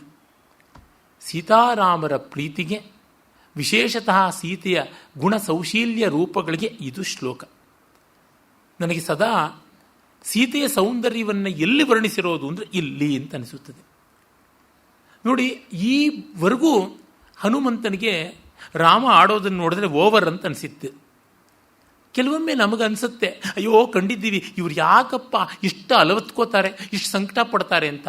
ಅದು ನಮಗೇ ಬಂದಾಗ ಗೊತ್ತಾಗುತ್ತದೆ ಅದರ ಪರಿಣಾಮ ಎಂಥದ್ದು ಏನು ಅಂತ. ನಾನಿರ್ದೆ ನಿನ್ನವಲೆ ಮೆಲನೆ ಮುಟ್ಟಣ್ಣ ಅಂತ ಆ ಉಮರ್ ಖಯ್ಯಾಮನ ರುಬಾಯತ್ತನಲ್ಲಿ ಒಂದು ಮಣ್ಣಿನ ಮುದ್ದೆ ಹೇಳುತ್ತಲ್ಲ, ಕುಂಬಾರ ಅದನ್ನು ರಪರಪನೆ ಬಡಿದು ಕಸಕಸನೆ ತುಳಿತಾ ಇರ್ತಾನೆ. ಆಗ ಅಪ್ಪ ನಾನು ನಿನ್ನಾಗೆ ಮನುಷ್ಯನಾಗಿದ್ದೆ, ಈಗ ಮಣ್ಣಲ್ಲಿ ಮಣ್ಣಾಗಿದ್ದೀನಿ, ಮೆತ್ತಗೆ ತಟ್ಟು ಮೆತ್ತಗೆ ಮೆಟ್ಟು ಅಂತ. ಹಾಗೆ ನಮಗೆ ಬಂದಾಗ ಗೊತ್ತಾಗುತ್ತದೆ. ಇಲ್ಲಿ ಹನುಮಂತ ತನಗೆ ಬಂದಿಲ್ಲ ವಿಯೋಗ, ಆದರೆ ಇಂಥ ಸುಂದರಿ ಹೆಂಡತಿ ಇದ್ದು ಅವಳಿಂದ ದೂರ ಇರುವುದು, ಇಂಥ ಸುಶೀಲೆಯಿಂದ ದೂರ ಇರೋದು ಎಷ್ಟು ಕಷ್ಟ ಅಂತ ಅವನಿಗೀಗ ಗೊತ್ತಾಯಿತು. ಅಲ್ಲಿವರೆಗೂ ರಾಮನ ಬಗ್ಗೆ ಇದ್ದ ಸಹಾನುಭೂತಿ, ಗೌರವ, ಪ್ರೀತಿ, ಕಾರುಣ್ಯವೇ ಒಂದು, ಈ ಕ್ಷಣದಿಂದ ಇನ್ನೊಂದು. ಅಂದರೆ ನಮಗೆ ಅವರ ಭಾವ ಮನಸ್ಸು ಮುಟ್ಟದಾಗ ಗೊತ್ತಾಗುತ್ತೆ, ಇವತ್ತು ಗೊತ್ತಾಯಿತು ಅವ್ರ ಕಷ್ಟ ಏನು, ಇವತ್ತು ಗೊತ್ತಾಯಿತು ಅವ್ರ ನೋವು ಏನು, ನಾವು ತಾಡಿದ್ದನ್ನು ಹಿಂದೆ ತಗೋತೀವಿ, ಹೀಗೆಲ್ಲ ಅಂತೀವಲ್ಲ ನಾವು ನಮ್ಮ ಮನಸ್ಸಿನಲ್ಲೇ, ನನಗೆ ಅರ್ಥವಾಗಿರಲಿಲ್ಲ, ಈಗ ಗೊತ್ತಾಯಿತು. ಇದು ಹನುಮಂತನಿಗಾಗ್ತಾ ಇರ್ತಕ್ಕಂಥದ್ದು. ಇಂಥವಳನ್ನು ಬಿಟ್ಟಿರೋದು ತುಂಬ ಕಷ್ಟ. ಅವನೇ ಕಂಡಿದ್ದಾನೆ ಸುಗ್ರೀವ ಹೆಂಗೆ ಒದ್ದಾಡ್ಬಿಟ್ಟ ಅಂತ. ಈಗ ರಾಮ ಒದ್ದಾಡ್ತಾ ಇದ್ದಿದ್ದಕ್ಕೆ ಕಾರಣ ಲೋಕೋತ್ತರವಾದದ್ದು.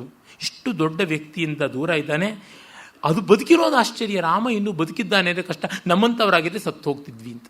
ರಾಮನ ರಾಮತ್ವ ಗೋಚರಿಸಿದ್ದು ಇಲ್ಲಿ ಅಂತ. ಇಷ್ಟು ಔದಾರ್ಯ ಭಾವ ಹನುಮಂತನಲ್ಲಿ. ಅವನು ತುಂಬ ಸಂಸ್ಕಾರವಂತನಾಗಿದ್ದರೆ ಅಂತ ಬಂತು. ನೋಡಿ, ಸ್ವಲ್ಪ ಹೊತ್ತಿಗೆ ಮುಂಚೆ ಅನ್ಯ ಸ್ತ್ರೀಯರು ಅಸ್ತವ್ಯಸ್ತವಾಗಿ ಮಲಗಿದ್ದಾಗ ನೋಡಿದಾಗ ತನ್ನ ಅಂತರಂಗದಲ್ಲಿ ಏನು ಪಾಪ ಮಾಡದೆ ಅಂತ ಅಂದುಕೊಂಡಲ್ಲ, ಎಷ್ಟು ಸೂಕ್ಷ್ಮ ಭಾವಗಳಿವೆ. ಅದರಿಂದ ಇವನಿಗೆ ಅರ್ಥವಾಯಿತು. ಸೀತಾರಾಮರ ದಾಂಪತ್ಯ ಧರ್ಮ ಜಗತ್ನಲ್ಲಿ ಅರ್ಥವಾಗಿದ್ದು ಸೀತಾರಾಮರನ್ನು ಬಿಟ್ಟು ಇವನಿಗೊಬ್ಬನಿಗೆ, ಇನ್ಯಾರಿಗೂ ಅಲ್ಲ. ಹನುಮಂತನನ್ನು ನಾವು ಏನೋ ಒಂಥರ ಮಲ್ಲಯುದ್ಧಕ್ಕೆ ದೊಡ್ಡವನಾಗಿದ್ದಾನೆ ಅಂತ ಇಟ್ಬಿಡಬೇಕು ಅಂತ. ಅವನು ಕುಸುಮ ಕೋಮಲವಾದ ಸುಕೋಮಲವಾದ ಮನಸ್ಸಿನ ಮಹಾವ್ಯಕ್ತಿ ಅಂತ ಅನ್ನೋದು ಗೊತ್ತಾಗುತ್ತದೆ. ಈ ದಂಪತಿಗಳ ದಾಂಪತ್ಯವನ್ನು ಗಟ್ಟಿ ಮಾಡಬೇಕು, ಇವ್ರನ್ನ ಸೇರಿಸಬೇಕು ಅಂತ ಅನಿಸ್ತಲ್ಲ. ಅವನು ಅದಕ್ಕಾಗಿ ಎಷ್ಟು ಪ್ರಯತ್ನ ಪಟ್ಟ. ಈ ವ್ಯಕ್ತಿತ್ವದ ದೊಡ್ಡತನ ಇಲ್ಲಿ ಕಾಣಿಸ್ತಾ ಇದೆ. ಆಮೇಲೆ ಇವಳಿಗಾಗಿ 3 ಲೋಕವನ್ನು ಸುಟ್ಟರೂ ಪರವಾಗಿಲ್ಲ, ಇವಳಿಗಾಗಿ ಏನೇನು ಮಾಡಿದ್ರೂ ಪರವಾಗಿಲ್ಲ, ಎಂಥದ್ದೂ ಪರವಾಗಿಲ್ಲ. ಕರಶ್ಚ ನಿಹತ ಸಂಖ್ಯೆ ತ್ರಿಶಿರಾಶ್ಚ ನಿಪಾತಿತ ದೂಷಣಶ್ಚ ಮಹಾತೇಜ ರಾಮೇನ ವಿದಿತಾತ್ಮನ ಐಶ್ವರ್ಯಂ ವಾನರಾಣಾಂಚ ದುರ್ಲಭಂ ವಾಲಿಪಾಲಿತಂ ಅಸ್ಯಾ ನಿಮಿತ್ತೇ ಸುಗ್ರೀವ ಪ್ರಾಪ್ತವಾನ್ ಲೋಕಸತ್ಕೃತಂ ಸಾಗರಶ್ಚ ಮಯಾಕ್ರಾಂತಃ ಶ್ರೀಮಾನ್ ನದನದೀಪತಿ ಅಸ್ಯಾ ಹೇತೋರ್ವಿಶಾಲಾಕ್ಷ ಪುರೀಚೇಯಂ ನಿರೀಕ್ಷಿತ ಯದಿ ರಾಮ ಸಮುದ್ರಾಂತಾಂ ಮೇದಿನೀಂ ಪರಿವರ್ತಯೇತ್ ಅಸ್ಯಾ ಕೃತೆ ಜಗಚ್ಚಾಪಿ ಯುಕ್ತಮಿತ್ಯೇವ ಮೇ ಮತಿ. ಇವಳಿಗಾಗಿ 14,000 ರಾಕ್ಷಸರನ್ನು ಕೊಂದದ್ದಾಯಿತು, ಇವಳಿಗಾಗಿ ವಾಲಿಯನ್ನು ಸಂಹಾರ ಮಾಡಿದ್ದಾಯಿತು, ಇವಳಿಗಾಗಿ ಸುಗ್ರೀವ ರಾಜ್ಯವನ್ನು ಪಡ್ಕೊಂಡಿದ್ದಾಯಿತು. ನಮ್ಮನ್ನೆಲ್ಲ ದಿಕ್ಕುಗಳಿಗೆ 2 ತಿಂಗಳಲ್ಲಿ ವಾಪಸ್ ಬರದೇ ಇದ್ದರೆ ನಿಮ್ಮನ್ನೆಲ್ಲ ನೇಣಿಗೇರಿಸಿಬಿಡ್ತೀನಿ ಅಂತ ಸುಗ್ರೀವಾಜ್ಞೆ ಮಾಡಿದ್ದಾಯಿತು. ನನ್ನಂಥವನು ಸಮುದ್ರ ದಾಟಿ ಬಂದದ್ದಾಯಿತು. ಇವಳಿಗಾಗಿ ಇಷ್ಟು ಮಾಡೋದೇನು, ಈ ಜಗತ್ತನ್ನೇ ಸುಟ್ಟು ಬಿಟ್ಟರೂ ಪರವಾಗಿಲ್ಲ, ಏನೂ ತೊಂದರೆ ಇಲ್ಲ ಅಂತ. ಇಂಥ ಜಿತೇಂದ್ರಿಯ, ಇಂಥ ಜ್ಞಾನಿ, ಇಂಥ ಬ್ರಹ್ಮಚಾರಿ, ಇಂಥ ಕೋವಿದ ಧೀಮಂತ ಅವನು ಈ ಸ್ಥಿತಿಯ ಸೀತೆಯನ್ನು ನೋಡಿ ಮಾತು ಹೇಳೋಕ್ಕಾಯಿತು ಅಂದರೆ ಅವಳ ಗುಣ ಸೌಶೀಲ್ಯ ರೂಪಾದಿಗಳು ಹೇಗಿರಬೇಕು ಅಂತ. ಹೀಗೆ ವರ್ಣನೆ ಮಾಡಿದ್ರೆ ಸ್ತ್ರೀ ಸೌಂದರ್ಯ ವರ್ಣನೆ ಸರಿ. ಹಾಗಲ್ಲದೆ ಅವಳು ಮುಖ ಹಂಗಿತ್ತು, ಬಾಯಿ ಹೆಂಗಿತ್ತು, ಕೈ ಹೆಂಗಿತ್ತು, ಕಿವಿ ಹೆಂಗಿತ್ತು ಅಂತ ಅನಾಟಮಿಗೆ ಕೂತ್ಕೊಂಡ್ಬಿಟ್ರೆ ಅಶ್ಲೀಲ. ಇಲ್ಲಿ ನೋಡಿ ಆದಿಕವಿಗಳ ವಾಗ್ರೀತಿ ಧ್ವನಿ ಪರಂಪರೆ ಎಂಥದ್ದು ಅಂತ ಗೊತ್ತಾಗುತ್ತದೆ. ನಾನು ಹಲವು ಬಾರಿ ಅದನ್ನೇ ಹೇಳಿದ್ದೆ, ಅವಧಾನಗಳಲ್ಲಿ ಹೇಳಿದ್ದೀನಿ. ಹೋಮರ ಆ ಥರ ವರ್ಣನೆ ಮಾಡ್ತಾನೆ. ಹೆಲೆಂದು ಟ್ರಾಯ್ ನಗರದ ಸ್ಕಿಯನ್ ದ್ವಾರ ಗೋಪುರದ ಮೇಲೆ ಕೂತಿದ್ದ ವೃದ್ಧರು ಅಲ್ಲಿವರೆಗೂ ಬೈತಾ ಇರ್ತಾರೆ, ಈ ಹೆಲನ್ನಿಂದಾಗಿ ನಮ್ಮ ಯುವಕರೆಲ್ಲ ಸತ್ತೋಗ್ತಾ ಇದ್ದಾರೆ, ಯುದ್ಧ ಆಗ್ತಾ ಇದೆ, ಅಯ್ಯೋ ಇವಳು ನೆಗೆದು ಬೀಳಬಾರ್ದ, ಇವಳು ಗಂಡನ ಮನೆಗೆ ಹೋಗಿ ಮತ್ತೆ ನಮ್ಮನ್ನು ನೆಮ್ಮದಿ ಮಾಡಬಾರ್ದ ಅಂತ. ಅವಳಲ್ಲಿ ಬರ್ತಾ ಇದ್ದಂತೆ, ಆಹಾ ಇವಳಿಗಾಗಿ ನಾವು ಸತ್ತರೆ ಪರವಾಗಿಲ್ಲ, ಎಷ್ಟು ಯುದ್ಧ ಆದರೂ ಪರವಾಗಿಲ್ಲ ಅಂತ ಅಂದುಕೊಂಡ್ರು ಅಂತ.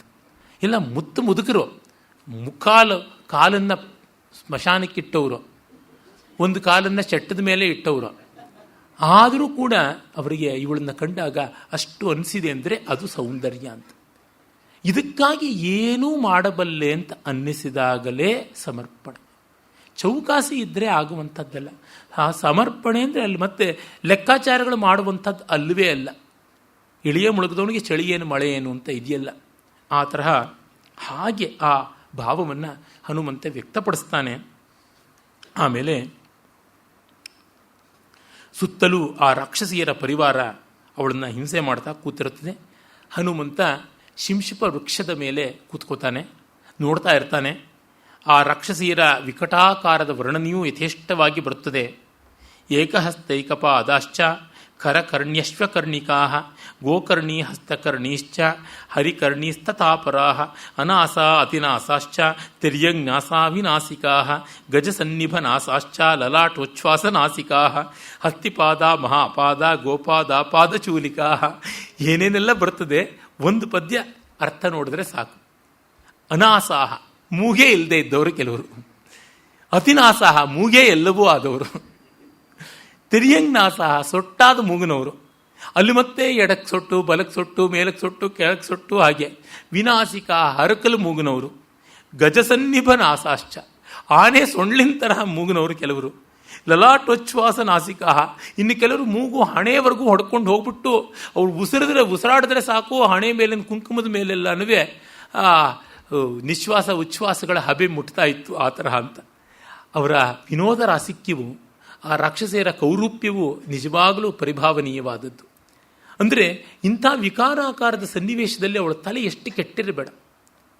ನಮ್ಮಲ್ಲಿ ಆಹಾ ಓಹೋ ಅಂತೆಲ್ಲ ಕೋಲಾಹಲ ಮಾಡುವವರು, ಊರ್ಮಿಳಿಗೆ ಅನ್ಯಾಯವಾಯಿತು, ಮಾಂಡವಿಗಾಯಿತು, ಶ್ರುತಿಕೀರ್ತಿಗಾಯಿತು ಅನ್ಯಾಯ ಅನ್ನೋರು, ಈ ಪ್ರತಿಕೂಲ ವಾತಾವರಣ ಸೀತೆಗಿದ್ದಂತೆ ಅವರಿಗೆ ಇತ್ತ, ಅದನ್ನು ಕಾಣಬೇಕಾಗುತ್ತದೆ. ಚಾಲೆಂಜ್ ಆಫ್ ಮ್ಯಾನಿಫೋಲ್ಡೆಡ್, ಎಷ್ಟು ವಿಸ್ತೃತವಾದದ್ದು, ವಿಕಾರವಾದದ್ದು. ಅಂಥ ರಾಕ್ಷಸಿಯರು ಹಗಲು ನೋಡಿದ್ರೆ ഇരുಳಲ್ಲಿ ಕನಸಲ್ಲಿ ಬಂದು ಕಾಡ್ತಕ್ಕಂಥವ್ರು ನನಸಲ್ಲೇ ಇದ್ದರೆ ಎಂಥ ಗತಿ. ಸುತ್ತಲೂ ಇದ್ದುಕೊಂಡು ಕೆಟ್ಟ ಕೆಟ್ಟ ಮಾತು ಆಡಿಕೊಂಡು ತಿವಿದುಕೊಂಡು ಅವರು ಮುಂದೆ ಮಾತಾಡ್ತಾರೆ. ನೋಡಿದರೆ ರಾವಣ 2 ತಿಂಗಳೊಳಗೆ ಮನಸ್ಸು ಬದಲಾಯಿಸ್ಕೊಳ್ಳದೆ ಇದ್ದರೆ ಬೆಳಗಿನ ತಿಂಡಿ ಥರ ತಿಂದು ಬಿಡ್ತೀನಿ, ಬ್ರೇಕ್ಫಾಸ್ಟ್ ಆಗಿ ಮಾಡ್ಕೊಂಡು ಬಿಡ್ತೀನಿ ಇಂದಾಗ, ನೋಡೇ ಇವಳ ಕೈ ಎಷ್ಟು ಚೆನ್ನಾಗಿದೆ, ಇವಳ ಕಾಲು ಎಷ್ಟು ಚೆನ್ನಾಗಿದೆ, ಕಿಬ್ಬೊಟ್ಟೆ ಎಷ್ಟು ಚೆನ್ನಾಗಿದೆ, ಈಗಲೇ ಕಿತ್ಕೊಂಡು ತಿನ್ನೋಣ ಅಂತ ಅನಿಸ್ತಾ ಇದೆ ಅಂತ ಯಾರಾದರೂ ನಮ್ಮ ಎದುರಿಗೆ ಹೀಗಂತ ಇರೋರು ದಿನಗಟ್ಟಲೆ ಇದ್ದರೆ ನಮಗೇನಾಗಬೇಕು? ರಕ್ಷಣೆಯ ಚಿಂತನೆಯೇ ಇಲ್ಲದೆ ಇದ್ದರೆ ಎಷ್ಟು ಕಷ್ಟ ಆಗುತ್ತದೆ. ಹೀಗಿರ್ತಕ್ಕಂಥ ರಾಕ್ಷಸಿಯರು, ಅವರ ವರ್ಣನೆಯೇ ಇಡೀ ಸರ್ಗ ಉಂಟು. ಜೊತೆಗೆ ಪಿಬಂತಿ ಸತತಂ ಪಾನಂ ಸದಾ ಮಾಂಸಸುರಾ ಪ್ರಿಯಾ, ಮಾಂಸ ತಿಂತಾ ಇದ್ದಾರೆ, ಮದ್ಯಪಾನ ಮಾಡ್ತಾ ಇದ್ದಾರೆ. ಹಾಗಿದ್ದಾಗ ಇವಳನ್ನು ತಿಂದುಬಿಡ್ತಾರೆ ಅನ್ನೋದ್ರೊಳಗೆ ಯಾವ ಸಂದೇಹವೂ ಇಲ್ಲ. ಹೀಗೆ ಸ್ಕಂಧವಂತಮುಪಾಸೀನ ಪರಿವಾರ್ಯ ವನಸ್ಪತಿಂ, ಅಲ್ಲಲ್ಲಲ್ಲೇ ಇದ್ದಾರೆ. ಅವರೆಲ್ಲ ರಾತ್ರಿ ಹೊತ್ತೆಲ್ಲ ಜಾಗರಣೆ ಇದ್ದು ಸೀತೆಯನ್ನು ನೋಡಿಕೊಂಡು ಪಾಳಿ ಟರ್ನ್ ಬೈ ಟರ್ನ್ ಎಚ್ಚರಗೊಳ್ತಾ ಇರತಕ್ಕಂಥವ್ರು. ಹೀಗೆ ಆಗ ಅವರ ಮಧ್ಯದಲ್ಲಿ ಅವಳು ಹೇಗಿದ್ದಳು ಅಂದರೆ, ಚಂದ್ರಲೇಖಾಂ ಪಯೋದಾಂತೆ ಶಾರದಾಭ್ರೈರಿವಾವೃತಾಂ ಪೃಷ್ಠರೂಪಾಂ ಅಸಂಸ್ಪರ್ಶಾದ್ ಅಯುಕ್ತಾಮಿವ ವಲ್ಲಕೀಂ, ವಾದ್ಯಗಾರ ಇಲ್ಲದೆ ನುಡಿಸೋಕ್ಕಾಗದೆ ಬಿಟ್ಟಂಥ ವೀಣೆಯ ಹಾಗಿದ್ದಳು ಅಂತ. ಮತ್ತೆ ಮೋಡಗಳಿಂದ ಕವಿದಲ್ಪಟ್ಟಂಥ ಚಂದ್ರಲೇಖೆ ತರಹ ಇದ್ದಳು. ಮತ್ತು ತಾಭಿ ಪರಿವೃತಾಂ ತತ್ರ ಸಗ್ರಹಾಮಿವ ರೋಹಿಣೀಂ, ಕ್ರೂರ ಗ್ರಹಗಳಾದಂಥ ರಾಹು, ಕೇತು, ಶನಿ, ಅಂಗಾರಕ ಇವರಿಂದ ಸುತ್ತುವರಿಯಲ್ಪಟ್ಟಂಥ ರೋಹಿಣಿ ನಕ್ಷತ್ರದಂತೆ ಕಾಣಿಸ್ತಾ ಇದ್ಳು. ಹೀಗೆಲ್ಲ ಇದ್ದಳು. ಮೃಣಾಲಿ ಪಂಕದಿಗ್ಧೇವ, ಕೆಸರಲ್ಲಿ ಮೆತ್ತುಕೊಂಡಿರ್ತಕ್ಕಂಥ ತಾವರೆಯಂತೆ ಕಾಣಿಸ್ತಾ ಇದ್ದಳು. ಹೀಗೆಲ್ಲ ತೋರ್ತಾ ಇದ್ದಳು ಅಂತ ಹಲವು ಹೋಲಿಕೆಗಳನ್ನು ಕೊಡ್ತಾರೆ. ಆಮೇಲೆ ಅವಳನ್ನು ನೋಡ್ತಾ ಆಂಜನೇಯ ನಿಶ್ಚಯ ಮಾಡ್ತಾ ಇದ್ದಂತೆ ಬೆಳಗಿನ ಜಾವ ಆಗ್ತಾ ಬರ್ತದೆ. ಆ ಹೊತ್ತಿನಲ್ಲಿ ಶುಶ್ರಾವ ಬ್ರಹ್ಮಘೋಷಾಂಶ್ಚ ವಿರಾತ್ರೆ ಬ್ರಹ್ಮರಕ್ಷಸಾಂ, ಅಲ್ಲೂ ಕೂಡ ಬ್ರಹ್ಮರಾಕ್ಷಸರು ವೇದಘೋಷ ಮಾಡ್ತಾ ಇದ್ರಂತೆ. ಅಥ ಮಂಗಲವಾದಿತ್ರೈ ಶಬ್ದೈ ಶ್ರೋತ್ರ ಮನೋಹರೈ ಪ್ರಾಬುಧ್ಯತ ಮಹಾಬಾಹು ದಶಗ್ರೀವೋ ಮಹಾಬಲಃ. ನೋಡಿ, ಷಡಂಗ ವೇದ ವಿದುಷಾಂ ಕ್ರತು ಪ್ರವರಯಾಜಿನಾಂ ವೇದಘೋಷೇಣ ಉತ್ಥಿತ. ಆ ಷಡಂಗಪೂರ್ವಕವಾದ ವೇದವನ್ನು ಬಲ್ಲಂಥವರು, ಹೋಮ ಯಜ್ಞಾದಿಗಳನ್ನು ಮಾಡ್ತಕ್ಕಂಥ ಬ್ರಹ್ಮರಾಕ್ಷಸರ ವೇದಘೋಷಗಳಿಗೆ ಪಂಚಮಹಾಶಬ್ದಗಳು, ಮಂಗಳವಾದ್ಯಗಳು, ಸಂಗೀತ ಇತ್ಯಾದಿಗಳ ಶಬ್ದಕ್ಕೆ ಇವನು ರಾವಣಾಸುರ ಎದ್ದನಂತೆ. ಅವನಿಗೆ ಸುಪ್ರಭಾತ ಸೇವೆಯೆಲ್ಲ ಆಗಿರುತ್ತದೆ. ವಿಬುಧ್ಯತು ಯಥಾ ಕಾಲಂ ರಾಕ್ಷಸೇಂದ್ರ ಪ್ರತಾಪವಾನ್ ಸ್ರಸ್ತಮಾಲ್ಯಾಂಬರಧರೋ ವೈದೇಹೀಂ ಅನ್ವಚಿಂತಯತ್. ಎದ್ದ ತತ್ಕ್ಷಣ ಅವನು ಅಲಂಕಾರಗಳೆಲ್ಲ ಚೆಲ್ಲಾಪಿಲ್ಲಿ ಆಗಿತ್ತು. ಹೂವಿನ ಹಾರ ಮುದುಡು ಹೋಗಿತ್ತು, ಮುತ್ತಿನ ಹಾರ ಜಾರಿ ಹೋಗಿತ್ತು. ಹೀಗೆಲ್ಲ ಇದ್ದಾಗ ಮತ್ತೆ ತಿರುಗಾ ಅಲಂಕಾರ ಮಾಡಿಕೊಂಡು ಸ್ನಾನವೂ ಇಲ್ಲದೆ ನೇರವಾಗಿ ಸೀತೆಯನ್ನು ನೋಡಕ್ಕೆ ಬಂದಿದ್ದಾನೆ. ಒಮ್ಮೆ ಕನ್ನಡಿ ನೋಡ್ಕೊಂಡು ಮೇಕಪ್ ಮಾಡಿಕೊಂಡ. ಸ್ನಾನಕ್ಕೆ ಯಾರು ಮೂಸು ನೋಡ್ತಾರಾ? ಮೊದಲು ಸೀತೆಯನ್ನು ನೋಡಬೇಕು, ಕಣ್ಣಿಗೆ ಚೆನ್ನಾಗಿ ಕಾಣಿಸ್ಬೇಕು ಅಂತಂದುಕೊಂಡು ಸಸರ್ವಾಭರಣೈರ್ಯುಕ್ತೋ ಬಿಭ್ರಚ್ಛ್ರಿಯ ಮನುತ್ತಮಾಂ ತಾಂ ನಗೈರ್ ಬಹುಬಿರ್ಜುಷ್ಟಾಂ ಸರ್ವಪುಷ್ಪ ಫಲೋಪಗೈ. ಬೆಟ್ಟಕ್ಕೆ ಇಡೀ ಹೂವಿನ ಅಲಂಕಾರ ಮಾಡಿದ್ರೆ ಹೇಗೋ ಹಾಗೆ ಮಾಡಿಕೊಂಡು ಅವನು ತತ್ಕ್ಷಣವೇ ಅಶೋಕವನಕ್ಕೆ ಬರ್ತಾನೆ. ಅವನ ದಿವಸ ಆರಂಭವಾಗ್ತಾ ಇದ್ದಿದ್ದೇ ಸೀತೆಯನ್ನು ನೋಡಿ, ಮುಗಿತಾ ಇದ್ದಿದ್ದು ಸೀತೆಯನ್ನು ನೋಡಿ. ದೇವರ ಮೇಲೆ ಹೂ ತಪ್ಪಬಹುದು, ಆದರೆ ಸೀತೆಯನ್ನು ನೋಡೋದು ಮಾತ್ರ ತಪ್ಪಿಸ್ತಾ ಇರಲಿಲ್ಲ. ತ್ರಿಕಾಲವು ನೋಡಿಕೊಂಡು ನಯ ಭಯಗಳಿಂದ ಅವಳನ್ನು ವಶೀಕರಣ ಮಾಡಿಕೊಳ್ಳೋದಕ್ಕೆ ಪ್ರಯತ್ನ ಪಡ್ತಾ ಇದ್ದ. ಆಗ ಅವನ ಪರಿವಾರ ಬರುತ್ತದೆ. ದೀಪಿಕಾ ಕಾಂಚನಿ ಕಾಶ್ಚಿತ್ ಜಗೃಹುಸ್ತತ್ರ ಯೋಷಿತಃ ವಾಲವ್ಯಜನ ಹಸ್ತಾಶ್ಚ ತಾಲವೃಂತಾನಿ ಚಾಪರಾಹ ಕಾಂಚನೈರಪಿ ಭೃಂಗಾರೈ ಜಗೃ ಸಲಿಲಮಗ್ರತಃ ಮಂಡಲಾಗ್ರಾ ಪ್ರಸಿಶ್ಚೈವ ಗೃಹ್ಯಾನ್ಯಾ ಪರಿಪೃಷ್ಠತೋ ಯಯುಃ ಕಾಚಿದ್ರತ್ನಮಯೀಂ ಸ್ಥಾಲೀಂ ಪೂರ್ಣಾಂ ಪಾನಸ್ಯ ಭಾಮಿನಿ ದಕ್ಷಿಣೇನೇವ ತದಾ ಜಗ್ರಾಹ ಪಾಣಿನ ರಾಜಹಂಸ ಪ್ರತೀಕಾಶಂ ಛತ್ರಂ ಪೂರ್ಣ ಶಶಿಪ್ರಭಂ ಸೌವರ್ಣದಂಡಮಪರಾ ಗೃಹೀತ್ವಾ ಪೃಷ್ಠತೋ ಯಯೌ ನಿದ್ರಾಮದ ಪರೀತಾಕ್ಷೋ ರಾವಣಸ್ಯೋತ್ತಮಾ ಸ್ತ್ರಿಯಃ ಅನುಜಗ್ಮುಃ ಪತಿಂ ವೀರಂ ಘನಂ ವಿದ್ಯುಲ್ಲತಾ ಇವ ವ್ಯಾವಿದ್ಧಾರಕೆ ಯೂರಾ ಸಮಾಮೃದಿತ ವರ್ಣಕಾಃ ಸಮಾಗಲಿತ ಕೇಶಾಂತಾಃ ಸಸ್ವೇದವದನಾಸ್ತಥಾ ಗೂರ್ಣ್ಯಂತೋ ಮದಶೇಷೇಣ ನಿದ್ರಯಾಚ ಶುಭಾನನಾಃ ಸ್ವೇದಕೃಷ್ಣಾಂಗ ಕುಸುಮಾ ಸುಮಾಲ್ಯ ಕುಲಮೂರ್ಧಚ. ಈ ರೀತಿಯಾಗಿ ಪರಿವಾರದಲ್ಲಿ ಬರ್ತಾ ಇದ್ದಾನೆ ಅಂತ. ಅವರು ಬಂಗಾರದ ಹಿಡಿಕೆಗಳಿರ್ತಕ್ಕಂಥ ದೀವಟಿಕೆಗಳನ್ನು ಹಿಡ್ಕೊಂಡು ಬರ್ತಾ ಇದ್ರು, ಬೀಸಣಿಗೆಗಳನ್ನು ಹಿಡಿದಿದ್ರು. ನವಿಲುಗರಿಯ ಬೀಸಣಿಗೆಗಳು, ತಾಳೆಗರಿಯ ಬೀಸಣಿಗೆಗಳು, ಚಮರಿ ಮೃಗದ ಬಾಲದ ಚಾಮರಗಳು, ಇವುಗಳನ್ನು ಬಂಗಾರದ ಬಟ್ಲುಗಳನ್ನು ಹಿಡ್ಕೊಂಡು ಅದರೊಳಗೆ ಮದ್ಯಪಾನಕ್ಕೆ ಬೇಕಾಗಿರ್ತಕ್ಕಂಥ ಮದ್ಯಗಳನ್ನು ಇಟ್ಟುಕೊಂಡು ಅವನು ಅಲ್ಲಿ ಏನಾದರೂ ಕೂತ್ಕೊಳ್ಳೋಕ್ಕೆ ಇಷ್ಟಪಟ್ಟರೆ ಅದಕ್ಕಾಗಿ ಈಗಲೇ ಒಳ್ಳೊಳ್ಳೆ ಚಾಪೆ ಮೊದಲಾದ ಆಸನ ವ್ಯವಸ್ಥೆಯನ್ನು ಇಟ್ಟುಕೊಂಡು, ಇನ್ನು ಕೆಲವರು ಖಡ್ಗವನ್ನು ಇಟ್ಕೊಂಡು ಬೆದರಿಸಬೇಕು ಅಂತಂದರೆ ಮಂಡಲಾಗ್ರ, ಆಮೇಲೆ ರತ್ನಮಯವಾದಂಥ ಪಾನಪಾತ್ರೆಗಳು, ಚಷಕಗಳು, ಗಾಬ್ಲೆಟ್ಸನ್ನು ಇಟ್ಟುಕೊಂಡು ಬಲಗೈನಲ್ಲೇನೆ ಅವನು ತಗೊಳ್ಳೋದಕ್ಕಾಗಲಿ ಅಂತ ದಕ್ಷಿಣ ದಿಕ್ಕಲ್ಲಿ ಅಂದರೆ ಬಲಗೈನಲ್ಲೇ ಇದ್ದುಕೊಂಡು, ಮತ್ತು ಬೆಳ್ಗೊಡೆಯನ್ನು ಹಿಡ್ಕೊಂಡು, ರಾಜದಂಡ ಬಂಗಾರದ ದಂಡವನ್ನು ಹಿಡ್ಕೊಂಡು ಹೀಗೆಲ್ಲ ಬರ್ತಾ ಇದ್ರು ಅಂತ. ಭೋಜರಾಜ ಇದನ್ನೇ ಕಂಡು ಸುಂದರಕಾಂಡದಲ್ಲಿ ರಜನಿ ಚರಮಭಾಗ್ಯೆ ವಾರಸೀಮಂತಿನೀನಾಂ ಕರತಲ ಕಲಿತಾಭಿರ್ ಮಾರ್ಜನೀ ದೀಪಿಕಾಭಿ ದಿಶಿ ದಿಶಿ ಪರಿಮೃಷ್ಟಂ ಯತ್ತಮಸ್ತದ್ ಸಮಸ್ತಂ ಹೃದಯಮವಜಗಾಹೇ ಕೇವಲಂ ರಾವಣಸ್ಯ ಅಂತಾನೆ. ಆ ಬೆಳಗಿನ ಜಾವ ಇನ್ನೂ ಕತ್ತಲು ಪೂರ್ತಿ ಹೋಗಿಲ್ಲ. ಆಗ ಅವರು ಆ ದೀವಟಿಕೆಗಳನ್ನು ಹಿಡಿದು ಬರ್ತಾ ಇದ್ರೆ ದೀವಟಿಕೆಯನ್ನು ಪೊರಕೆಯಲ್ಲಿ ಕತ್ತಲೆಂಬ ಕಸ ಮೊತ್ತವಾಗಿ ಉಡಿಸಲ್ಪಟ್ಟು ರಾವಣನ ಹೃದಯ ಅನ್ನುವ ಕಸತೊಟ್ಟಿಗೆ ಬಂದು ಬಿತ್ತು ಅಂತ ಅದ್ಭುತವಾದಂಥ ಅತಿಶಯೋಕ್ತಿಯನ್ನು ಮಾಡ್ತಾನೆ. ಇವರೆಲ್ಲ ನಿದ್ರೆ ಬಿಟ್ಟು ಬರ್ತಾ ಇದ್ದಾರೆ. ಅರೆ ನಿದ್ರೆ ಮತ್ತಿನ್ನೂ ಇಳಿದಿಲ್ಲ, ಕುಡಿತದ ಮತ್ತೂ ಇಳಿದಿಲ್ಲ, ಅಲಂಕಾರಗಳೆಲ್ಲ ಅಸ್ತವ್ಯಸ್ತವಾಗಿವೆ, ಬೆವರಿದ್ದಾರೆ, ತಲೆ ಕೂದಲು ಕೆದರಿದೆ, ಇನ್ನೂ ಕಣ್ಣೆಲ್ಲ ಗಿರಗಿರ ಅಂತ ತಿರುಗುತ್ತಾ ಇದೆ. ಹಾಗೆ ಇದ್ದಂಥ ಸ್ತ್ರೀಯರು ಬಂದರು ಅಂತ ನೋಡ್ರಿ. ಅವನ ರಾಸಿಕ್ಕೆ ಎಂಥದ್ದು ಅಂದರೆ ಪರಿಚಾರಿಕೆಗೂ ಎಲ್ಲ ಹುಡುಗಿರೇ ಇರಬೇಕು, ಎಲ್ಲ ಹೆಂಗಸರೇ ಇರಬೇಕು ಅಂತ. ಹೀಗೆ ಆ ಅಂತಃಪುರ ಕಾಂತೆಯರ ಸಮೂಹದಲ್ಲಿ ಅವನು ರಾವಣ ಒಬ್ಬನೇ ಬರ್ತಾ ಇದ್ದಾನೆ. ಬಂದು ಸೀತೆಯನ್ನು ಬೆದರಿಸಬೇಕು ಅಂತ ಬರ್ತಾನೆ. ಸಮಕ್ಷಮಿವ ಕಂದರ್ಪಂ ಅಪವಿದ್ಧಶರಾಸನಂ ಮತಿತಾಮೃತ ಫೇನಾಭಂ ಅರೋಜೋ ವಸ್ತ್ರಮುತ್ತಮಂ ಸಲೀನಂ ಅನುಕರ್ಷಂತಂ ವಿಮುಕ್ತಂ ಸಕ್ತಮಂಗದೆ. ನೋಡಿ, ಹಾಗೆ ಬರುವಾಗ ಮದದಿಂದ ಕೊಬ್ಬಿ ಅವನ ಕಣ್ಣು ಕೆಂಪಗಾಗಿತ್ತು. ದೀವಟಿಕೆಗಳ ಬೆಳಕಲ್ಲಿ ದಗದಗ ಹೊಳಿತಾ ಇದ್ದಾನೆ, ಒಡವೆಗಳ ಹೊಳಪಲ್ಲಿ. ಆಗ ಹಾಲಿನ ನೊರೆ ಹಾಗೆ ಸೊಗಸಾಗಿರ್ತಕ್ಕಂಥ ಬೆಳ್ಳಿಯ ಬಿಳುಪಿನ ಉತ್ತರಿಯ ಅದನ್ನು ಭುಜಕೀರ್ತಿಗೆ ಆಗಾಗ ಸಿಕ್ಕಾಕ್ಕೊಂಡ್ರೆ ಅದನ್ನು ಮೆಲ್ಲನೆ ಸರಿ ಮಾಡಿಕೊಂಡು ಅದನ್ನು ವಿಲಾಸವಾಗಿ ಬೀಸಿಕೊಂಡು ಬರ್ತಾ ಇದ್ದ ಅಂತ ಆ ಬಾಡಿ ಲ್ಯಾಂಗ್ವೇಜ್ ಯಾವ ಥರ ಇತ್ತು ಅಂತ. ಯಕ್ಷಗಾನದಲ್ಲಿ ರಾವಣನನ್ನು ಹೀಗೆ ಬರುವಾಗ ಸುಂದರ ರಾವಣ ಅಂತ ಕರೀತಾರೆ.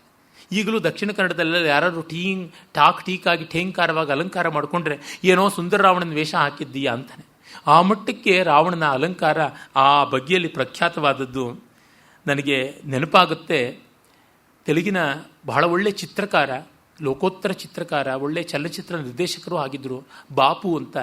ಅವರು ತುಂಬ ಒಳ್ಳೆಯ ಸಿನಿಮಾ ಸಂಪೂರ್ಣ ರಾಮಾಯಣಂ ಅಂತ ಮಾಡಿದ್ರು. ಅಲ್ಲಿ ಸೀತೆಯನ್ನು ನೋಡೋಕ್ಕೆ ಬಂದ ರಾವಣ ಹೀಗೆ ಬೆಳ್ಳಿಯ ಬಿಳುಪಿನ ಅಲಂಕಾರ ಮಾಡಿಕೊಂಡಂತೆ. ಅಂದರೆ ರಾಮಾಯಣವನ್ನು ಒಬ್ಬ ನಿರ್ದೇಶಕ ಎಷ್ಟು ಸೂಕ್ಷ್ಮವಾಗಿ ಗಮನಿಸಿದ್ರು ಅನ್ನೋದಕ್ಕೆ ಅದೊಂದು ದೃಷ್ಟಾಂತವಾಗಿ ನಮಗೆ ಕಾಣುತ್ತೆ. ಇದು ಎಲ್ಲೋ ಮರೆತು ಹೋಗ್ತಕ್ಕಂಥ ಶ್ಲೋಕ. ಇದಷ್ಟನ್ನು ಕೂಡ ಪತ್ರಗುಲ್ಮಾಂತರೇ ಸಕ್ತೋ ಹನುಮಾನ್ ಸಮೃತೋ ಭವತ್, ಪೊದೆಯಲ್ಲಿ ಗಿಡದ ಎಲೆಗಳ ಮರೆಯಲ್ಲಿ ಅವನು ಬಚ್ಚಿಟ್ಟುಕೊಂಡು ಹನುಮಂತ ನೋಡ್ತಾ ಇದ್ದ ಅಂತ. ಆಮೇಲೆ ರಾವಣ ಬಂದು ಸೀತೆಯನ್ನು ಮಾತಾಡಿಸಿದ್ದು, ಮತ್ತು ಸೀತೆಗೆ ಬೇಸರವಾದದ್ದು, ನೇಣು ಹಾಕ್ಕೊಳ್ತೀನಿ ಎನ್ನುವ ಸ್ಥಿತಿಗೆ ಬಂದದ್ದು. ಆಗ ಅವಳನ್ನು ತಪ್ಪಿಸಿ ಮಾತಾಡಿಸಿ ಮುದ್ರಿಕಾ ಪ್ರದಾನ ಮಾಡಿದ್ದು, ಇವನ್ನೆಲ್ಲವನ್ನು ನಾವು ಮುಂದೆ ನೋಡೋಣ. ನಮಸ್ಕಾರ.